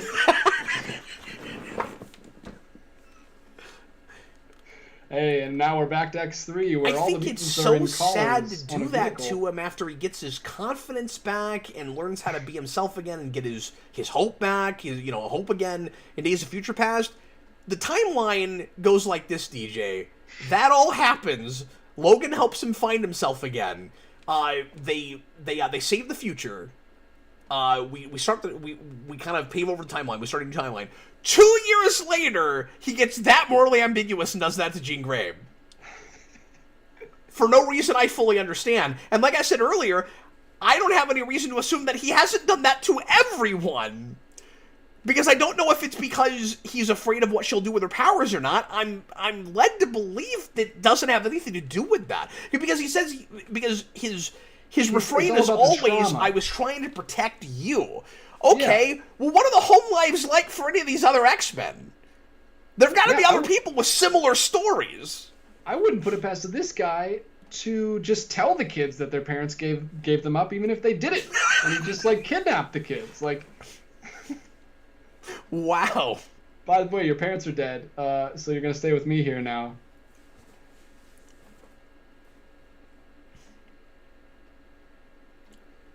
Also, apparently somebody has just invented inhibitor collars, and that was not a difficult thing to make. It just happened somewhere in this timeline off screen, and we've got those now. Yeah, and we're now back in X3, where all of the mutants are in collars and cages and being transported on a vehicle, and then other mutants are going to come and break them out. The guy calling himself Stan Lee says Xavier literally says he did what he did because she was a psychic. I don't remember that line. Does he say that? But even if he does, he also keeps repeatedly saying, I was trying to protect you. So unless he's lying when he says that... We just add insult to injury to the whole like flip-flopping world where this guy's like, my son used to idolize you guys. To Nightcrawler, when he's like, yeah, it was 3 days ago that Jean Grey killed someone, and now all mutants are horrible, and no one hate all of them. And no one could possibly understand the circumstances surrounding that. And I'm not saying that people don't jump the gun a lot in real life, and that kind of thing doesn't happen to some degree, but that's so extreme, and I would think that it would be a divisive, polarizing thing before it would be as many people as it seems like in this movie have just all suddenly decided to turn on mutants. These are the most... we haven't even talked about the aliens. You know why? Because they're the most boring aliens in the history of aliens. It's like the only reason they're Skrulls is just so they don't have to do alien makeup and they can just have normal people be them. Yeah, it's also funny that you said earlier that they made changes to this ending because they didn't want it to be too much like Captain Marvel, but they just have low-rent Skrulls in this movie. Well, what if the ending was that they're actually the good guys? And they're like, oh, we have to change that. Oh, no! So that's why they're such boring villains, because they didn't used to be the villains. Oh, that's amazing. Mutale, Cap, did you notice the MCU on the soldier's shoulders? Was that intentional? Yeah, in the theater, I was like, oh, that's funny.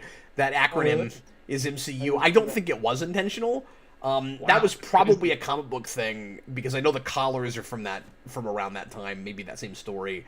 The Mutant Control Unit or something. But it may be that they were being cutesy and did that. I didn't notice this the first time, but her lightning powers look terrible. It looks like they just overlaid some lightning just... John Kelling, here's the big thing the humans never bring up. Jean killed a mutant, too! That's a good point. It's mutant on mutant crime.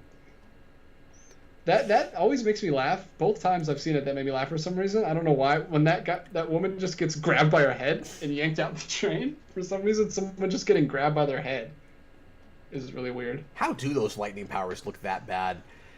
You know what? I imagine it's just like they overlaid in After Effects, just like a lightning. So you could do that. You could do that effect right now. You don't need $200 million. But I think what probably happened here was. Because they had to change the third act and they had a completely different set piece before, this was all just horribly hurried. I'm sure they had no time at all, and I'm sure it wasn't shot correctly for them to add the effects and stuff. Nightcrawler is really angry that guy got killed who said that his son used to love the X-Men. I used to have a fan, and now his dad's dead. One fan! Now, this is hilarious because we set up that these are like Superman aliens where they can get like shot with like a 50 caliber machine gun and just get right back up. But he can kill them with a knife, and he can apparently break one's neck with his tail. Like he's strong enough to snap his neck. He doesn't have super strength. He can just teleport. That's a really good point.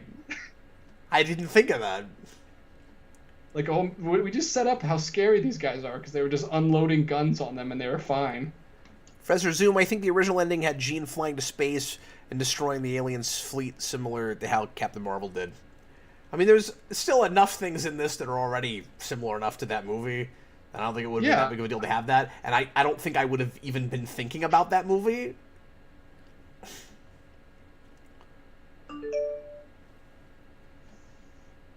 At least we get to see Magneto use his metal powers in some interesting ways here. Mutalia, that's a good point. Yeah, I'm with you there. Cap, do you think it's weird none of the characters comment on the existence of aliens, considering how this world feels about mutants? Yeah. Yeah. And they're just so nonchalant about it, too. Well, of course there's aliens in this universe. Like, we've gone 20 years making these movies. We've never really broached aliens. We finally do it. It's like, yeah, there's aliens. We could have done it all along. Because they turn into humans, I don't think anybody even knows that they're aliens. Most people, well, yeah, that's a good point. A couple of our characters seen them, do, except for these like military guys. And Mutali, I guess that would be the reason that we're not dealing with it here. That it would still be a secret by the end of this to the general populace. But like, you'd still think that our character, that like Xavier, would have more of a reaction. Oh, there's aliens. No, because they think they're mutants. Like just now when they were like getting ready, like I don't know who it was, if it was Charles or something, but someone said they're not mutants. Let us out. So did Xavier never find it out, though? I thought earlier he knew. No, they were telling the SWAT guys that they're not mutants because they thought they were mutants. Yeah. That's why they wanted them to let them out. John Kelly, we should have dropped the alien bomb in Apocalypse.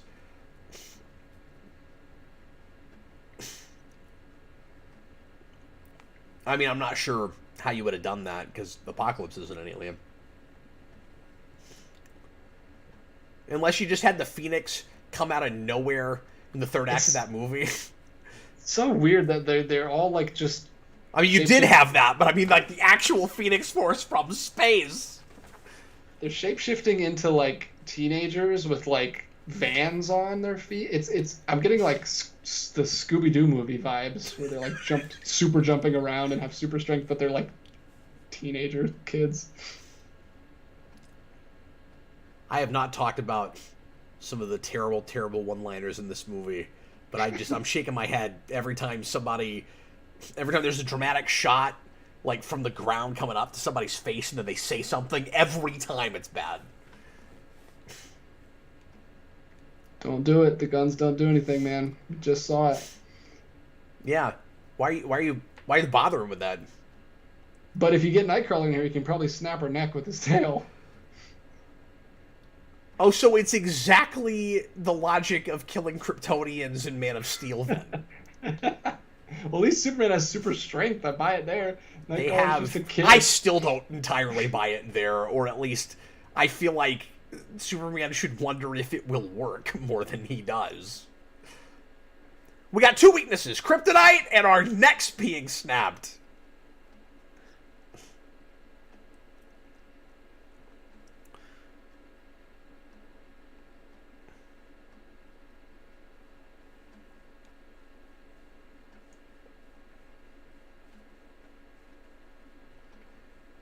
DJ, do we have any other super chats that we haven't covered yet? Yeah, let's get to those. I was like, oh, this scene. Ryder, $2. Who has better CGI hair, Dark Phoenix or Captain Marvel? Does Captain Marvel have CG hair? I guess when she's in space. I guess when she flames up, yeah. Like, is that what we're talking about? I guess I'll give it to that, just because that actually looks like it's got some of the budget on the screen. John Kelling, $5. Beast explained that Mystique ages much, much slower than the average person back in First Class during the training montage. Oh, yeah, I remember that. I forgot that they mentioned that, yeah. But it doesn't explain everybody else. Like, if you're going to talk about that, then you really need makeup making people look older as it goes along, so there's a contrast between them. And also, I don't buy that she's intentionally trying to make her blue makeup look like less prominent, because then why not just have a human face all the time? And I just mentioned that to say that made her look even younger, like I said earlier. I don't know why she would do that. Oh, It's got source code vibes. Jan Hendrik van der Merwe. Real quick, I just think it's really funny that somehow Jean can be absolutely sure that they won't die in the middle of this spinning train with all this debris everywhere. Well, she's putting a shield around them right there. Oh, she is? There's a shield? Isn't there a place where they get hit with debris, though? Maybe I'm remembering that wrong. Yeah, she put all the X-Men in bubble shields. Oh, okay. But Jan wants us to talk about $5. I like the $5 Australian, I guess. I like this movie, but I agree with most of the points you guys are making. Oh, thanks. Well, if you can still enjoy it, I mean, that's great. I wish I could enjoy this more than I am, but like I said, I can't get with it in the first place, and I wish it had somehow won me over. But everything about it is so counterintuitive. Like, forgetting that I think it's pretty poorly written and that there's a lot of bizarre counterintuitive choices inside of it. It's also so counterintuitive just to start at Dark Phoenix in the first place. It's an uphill battle to win me over with that, and it's an uphill. I'm not saying impossible, and then it's an uphill battle in any of the same people working on this franchise coming back and making another one after Apocalypse when they take Apocalypse seriously. But even New Blood would have had a hard chance, a hard time. Okay, so if I'm them and I'm that worried about looking like Captain Marvel, you know what I'm not gonna do? Make things look like the Thanos snap. And that's also just like X-Men 3, because she kills people that way there too. Turns them to dust. Well, to be fair, they did it first. They did do it first, yeah. Phoenix.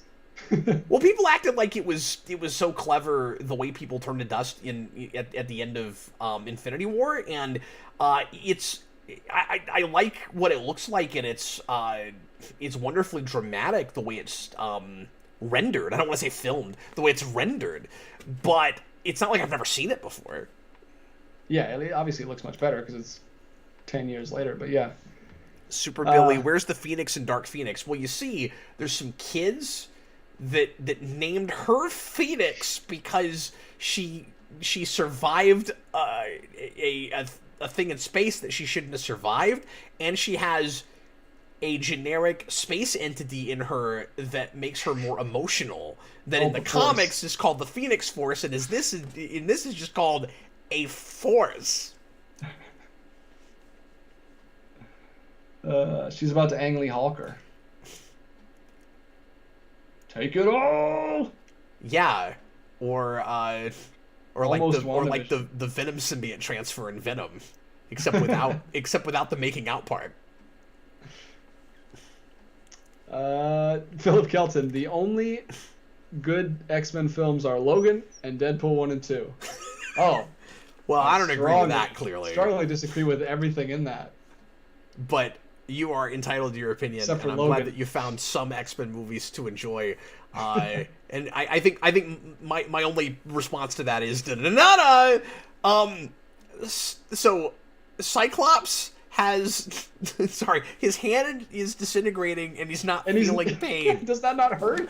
It's just nothing. It reminds me of Marty McFly's hand just like starting to unphase because his future is being wiped away in Back to the Future. And as corny or kind of goofy as the logic of that is, where you wouldn't disappear completely because your future that your part of your hand would be going, that's at least better because it hurts when it happens.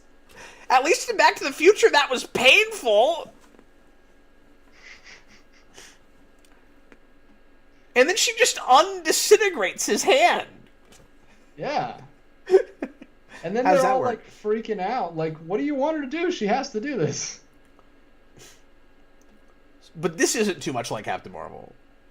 No, Captain Marvel didn't kill herself. I know, but it's like a lady on fire flying in space. Oh, and it's the whole, like, my emotions don't make me weak, that's what makes me strong, which is the exact theme of Captain Marvel. That's true. That's a good point. Which comes out of nowhere in this movie. Wow. Because your emotions weren't what made you strong. Your emotions were what making you go crazy and kill everyone and lose control. Your emotions were repressed. Well, and that would make Xavier very much definitively the villain. If the idea was my emotions made me strong and that a-hole took them away from me. Phoenix! Cyclops is like, whoa, those kids are onto something. Cameron Davis. Cyclops did casually say, so he felt some pain. God, I missed that. So, we're going to get this great moment here where Kinberg is trying to subvert X2, where it's, and I don't want to talk over it, so I'm just going to bring it up here because we're going to get here in a second, I think, where Cyclops is the one this time that gets the line, "She's gone." And I really want Professor X to look over and go, "No, you don't say that! No!" And then he says she's free, which seems to, like... Indicate that she's not dead?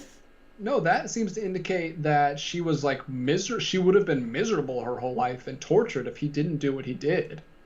Like, her power was just something that she couldn't live with. Like, death is freedom to her. Well, if that's supposed to be what it is, you just didn't work hard enough to convince me of any of that. Yeah, I didn't mention that at all. And now it's the Jean Grey school, or maybe they already had that exchange, but that happens, because I watched it earlier today, and that happened. He's like... And then we get the freaking outro from the dead person, so guess what? She's not dead. Who's she talking to? She's talking to a bird. She just flies. Like, what is she doing at the end? She's just flying around in the sky. She's like, "It's not the end of me or the X-Men." And I'm like, well, thanks. So now you've broken the fourth wall and you know I'm watching, is what it feels like. Look, Nightcrawler's like, hey, slow down. He's like a teacher, but he still looks like he's like 13.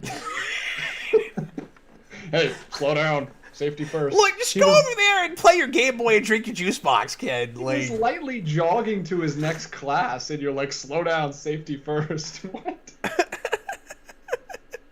This is so bad. Just everything about this. At least he's back in his full, like, beast-faced again. Beast. Actually set a good example for your students and not just have an easy magic way out of your... Well, look, he's got an uphill climb, too, because he tried to murder Jean Grey, and now he's supposed to be the role model. Yeah, there's all these scenes that they cut out right there where he like, sneezed and all the students were like, terrified of him that he was going to murder all of them.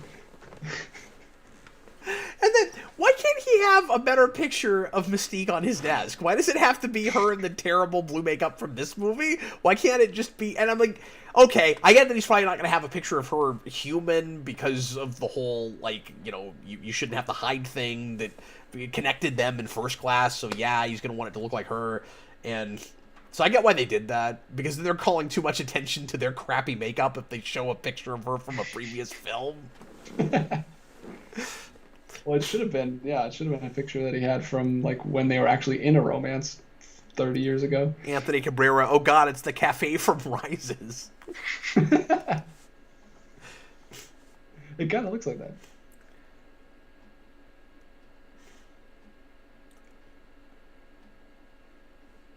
For old time's sake. So, this scene is so awkward. This is how we have to do it. So Magneto walks up and he's got a folded up chessboard. He's like, "Hey, Xavier, let's play some chess." And he's like, "I don't feel like playing chess." And he's like, "Okay." And then he's like, "I want you to come live with me in my land that the government gave me, even though I'm a murderer." And Xavier doesn't say anything. And we have completely opposite ideologies. And then he just holds his hands up and he's like, "Let's play a game." And he's like, "Okay, fine, I guess we'll do that." And then they play chess, and then the movie's over. And I don't know if Xavier has agreed to go live with him, or what is happening. He just broaches the topic, and then the movie's over. And then Phoenix is out there, I guess, is the idea. Yeah, I guess that's... I mean, him accepting the game of chess, I guess, is him also accepting his offer. Oh, she's guess. a bird now. Yeah, and just happens to be... on that part of the Earth right now where you'd be able to see it in that scene. Like, that's pretty convenient, right? Just flying around watching them play chess. Yeah, well, no, that's not what she's doing. She's busy writing her voiceover. Yeah, she's got like a notepad and she's like workshopping it. Ren Wow. Davis. Keep in mind they're 30 years older in this scene. Stephen Murphy, end of an era, folks. I disagree.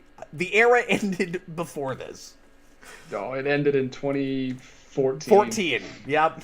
Well, with Logan, I guess. But yeah. Man, what a just, well, we're not even at the end. We've got another one. This just feels like, yeah, that's true. But as far as like the actual X-Men movies with these characters, this just, I don't know, man. It feels like a reanimated corpse to me. And this is sad because we don't have this with superhero movies. This is like a action movie trend or a horror movie trend where you just like they get worse and worse and worse until you just finally peter out with like the worst thing ever.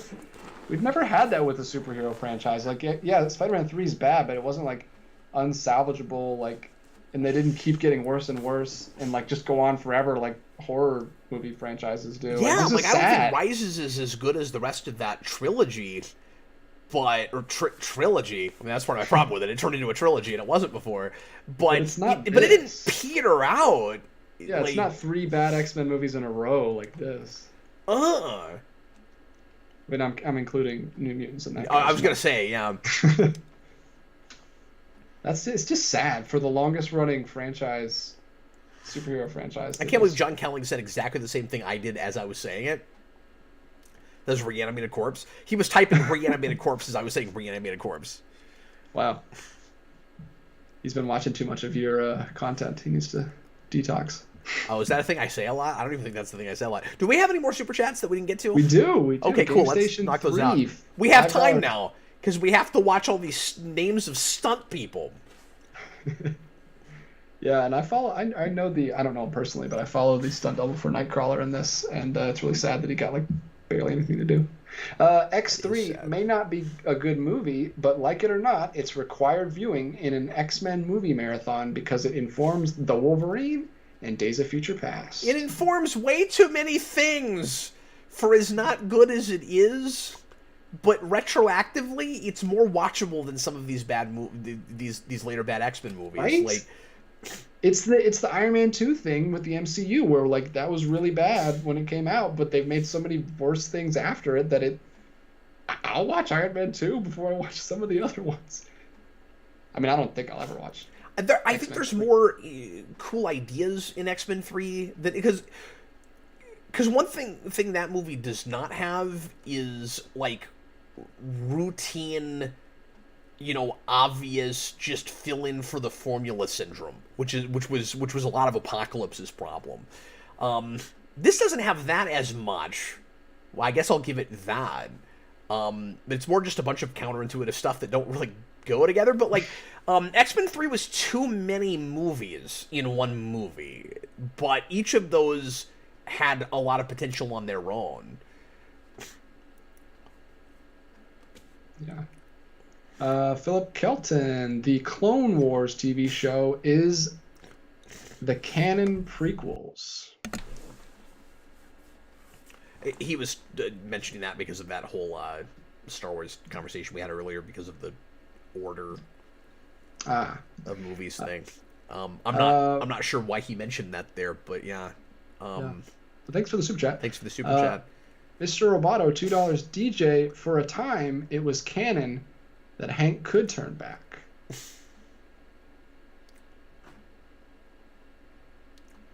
Like in the comics? I mean, that's fine. I mean, but it doesn't mean I have to like it in the movies. Just because it was in the comics doesn't mean it fits with their version in the films. Yeah, and I mean, he does it in Days of Future Past, but it's because of... Isn't it because of the injections? Yeah, I just assume he's still doing that in these. I guess so. Sean Kelly, I tried to make a statue out of mashed potatoes. Doesn't mean I did a good job. I tried. Philip Kelton, 50 Mexican pesos. When I went to see Origins, I was expecting it to be bad. It broke my expectations of badness. Also, with the gene thing, I was talking about the first movie. I don't remember what you're referring to at this point. It's been long enough. Yeah, we watched the whole movie. But you were ahead of the curve on Origins, because a lot of us went to that movie really duped into thinking it was going to be great, except for people that saw the leaked cut. You remember that whole thing? Yes, it was leaked without effects, and I've heard people talk about how funny that was to watch without the finished effects. And then the movie itself had also kind of unfinished effects. But yeah, I knew a girl who watched it that way, but I was like, I'm not going to watch it that way. I'm going to see how it's intended to be watched, but then it didn't matter anyway because the effects were still really bad and the movie was still really bad. Anthony Cabrera, $4.99. I just remembered that Fox wanted to do a Civil War movie between X-Men, Fantastic Four, and Daredevil. I guess this is your X-Men Civil War movie. Wow. Ooh. Well, that's unfortunate. How weird would that have been? Like, Fantastic Four, X-Men, and then Daredevil's just hanging out? Just like, you just throw that in there? Involve me. I'm also for Marvel. I think it'd be great if Daredevil had ended differently, where Elektra was still trying to kill him and didn't know that he was Matt Murdock, so that in their Civil War movie, Elektra is still trying to kill Daredevil in the middle of everyone in that movie fighting. She's still there. She's just trying to kill Daredevil, independent from the rest of the story. And then the last super chat is just Tom saying, DJ, did you get the first super chat? But I don't know which one he means. Initial first super chat? I don't know. I read his first super chat, which was, I just don't know if he wasn't like there, or if there was one before I got in the chat. Well, I'll check. I'm gonna have to refresh this and see if it brings up the list of super chats, because I'm not getting them right now. But thanks, Tom, for the super chat. We will check on that.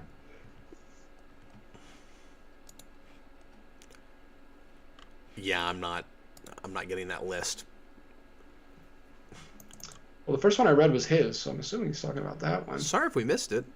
Which was about the trailer, the fake trailer that you guys watched. I don't know if he wasn't there when I read it. But yeah, they watched a fake trailer. Maybe that would have been a better movie. Like, a couple people in the comments have been comparing this to WandaVision and saying that it's somehow the same story. I'm not getting that. What am I missing? How is this WandaVision? She wears like a cloak thing. But they're just talking about like themes of trauma. I mean, sure, like, but she seems more traumatized by Xavier repressing her memories just generically than she is by what the actual like traumatic event was, right? Yeah, she wasn't even like that. She was more mad at him than her dad, it seemed like. It seemed like, yeah. I mean, she was mad at her dad, too, but then you can chalk so much stuff up to just, I got this Phoenix thing in me. Like, that was something I meant to mention earlier, too, is that it seems like if that took over anybody that it had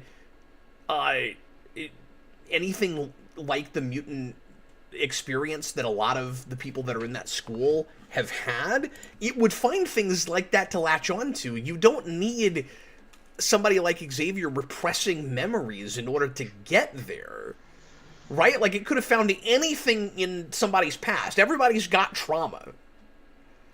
It could have done it with anything. But also, like, how's it WandaVision? She's not, like, creating another reality or anything. Yeah, Vitali says Agatha wants Wanda's powers like Vuk wants Jean's powers, but every villain wants the powers. Both Wanda and Jean are really powerful, sure. And yeah, it's a couple of female villains, although I don't know that Vuk was female in the first place. But I have like, no idea. Those are all really general connections, like, that lots of other things kind of have, right? Am I wrong? Yeah. No, I mean, Absorbing Man wants Hulk's powers and Hulk. John Kelling, a redhead, comes into her power that could endanger the world. Like, okay, like they both have red hair and are really powerful, and their powers could inadvertently destroy the world, I guess. So yeah, there's a couple of things that I can see this reminding you of with that show, but it seems hyperbolic to me to say that they're the same story. John Killing $5 just came in. Never saw this movie. Still didn't watch it during this commentary. I told you, Kat. It's not worth it. I just ate my tacos in suspense while listening to you two. It's not worth it. But thanks for listening to us. We sure appreciate it. Thank you. Yeah. Sorry for wasting your time, but I hope you enjoyed it. I just love how crazy this world is that there's people that would rather listen to us talk to each other for 2 hours than watch a big budget Hollywood movie. And about that movie. And they've maybe never seen it. Exactly. It's so weird. Philip I did. I did it too. I've listened to all of your commentaries for the movies I haven't seen. So. This is like House of M, not like WandaVision. I'm still not sure what it has to do really with that story. The extras that HBO Max has is just the trailer. Should we watch that? Gina's freaking out at the fact that she killed her mother and anything that reminds her PTSD. Is she, though? I mean, that's the thing, is I just feel like the movie's not communicating some of that to me, if that's what it's supposed to be. Like, again, X3 made it really clear what the trauma did to her psyche. No, and how is that? Professor X didn't even hide that trauma from her. She actually spent years getting over that. She remembers that she killed her mother. But her father giving her up is somehow worse than killing your own mother? And that's the only thing he repressed, as far as I understand it. No, that's a good point. She knows that she caused the car crash because she thought she killed them both. Yeah. And I wasn't seeing a lot of PTSD. It seemed like she'd gotten past that. Yeah, I don't know. If she can get over killing both of her parents, I think she could get over her dad just, like, giving her up. Yeah, and I mean that sucks, and you know, learning that your parents, and who knows if it was both of them, but like, you know, didn't really have your back and might abandon you if you know, they blamed you for something that you had no control over. Like, yeah, that's awful, but I still don't even know if the reason Xavier did that was because of what might have happened that she might have done because of it, or if that was just kind of his policy, where he's just trying to save mutants from, you know, from having to go through some of those traumas. But then why did he suppress that and not all of it? Why was that the thing he suppressed? Because he could have, right? He could have suppressed the whole thing. Yeah, I don't know. We've spent enough brain power on it. No, we really have. Yeah. Let's wrap it up. Because in my mind, at the end of the day, it's just it's just an excuse to make Xavier you know, look morally ambiguous, and it's not hard to make him morally ambiguous. And the angle that, as much as I hated the speech, the angle that they were going with at the beginning with Mystique of you're losing sight of why we were doing this in the first place. You're so into the fame and the glory now. There's a story there. But that had nothing to do with it, because it all revolved around something you did in 1975. Yeah. Well, anyway, folks, thanks a lot for watching. Hope you enjoyed this commentary more than I enjoyed watching this movie again. But it was fun talking about it with you, DJ, as always, man. Yeah. It's always fun. We'll see you next time for a little bit of Spider-Man action. So we've got one more decent movie, and then we have to watch the last movie in this mess of a franchise by the end, New Mutants. And DJ, have you seen that one yet? Or you have to watch that for the first time? Either. I have not. I'll have to watch it. That one's not on anything, so I'm going to have to pay money. No, and I don't have my hands on that yet, so I'm going to have to actually buy a copy of that. But anyway, well, folks, once again, we sure appreciate you, and we will see you again soon for more stuff here on the channel. DJ and I will be back with you on Thursday for a 9 o'clock Captain Logan show, just an hour. So hope you'll consider popping in for that. Don't know what we're going to talk about yet. Might be a theme show, might just be a regular Ask Me Anything. For the foreseeable future, it's going to have to be later and just an hour. That will be temporary, hopefully. Eventually, we're hoping to get back to the 7 o'clock time slot, but I'm needing to keep my evenings open right now because my wife and I are going to have twin daughters in a couple 3 months, and because who knows if she's going to deliver early. That tends to happen with twins, and so we're preparing for that, and she's needing my help in the evenings. But anyway, thanks a lot, folks. We'll see you again next time.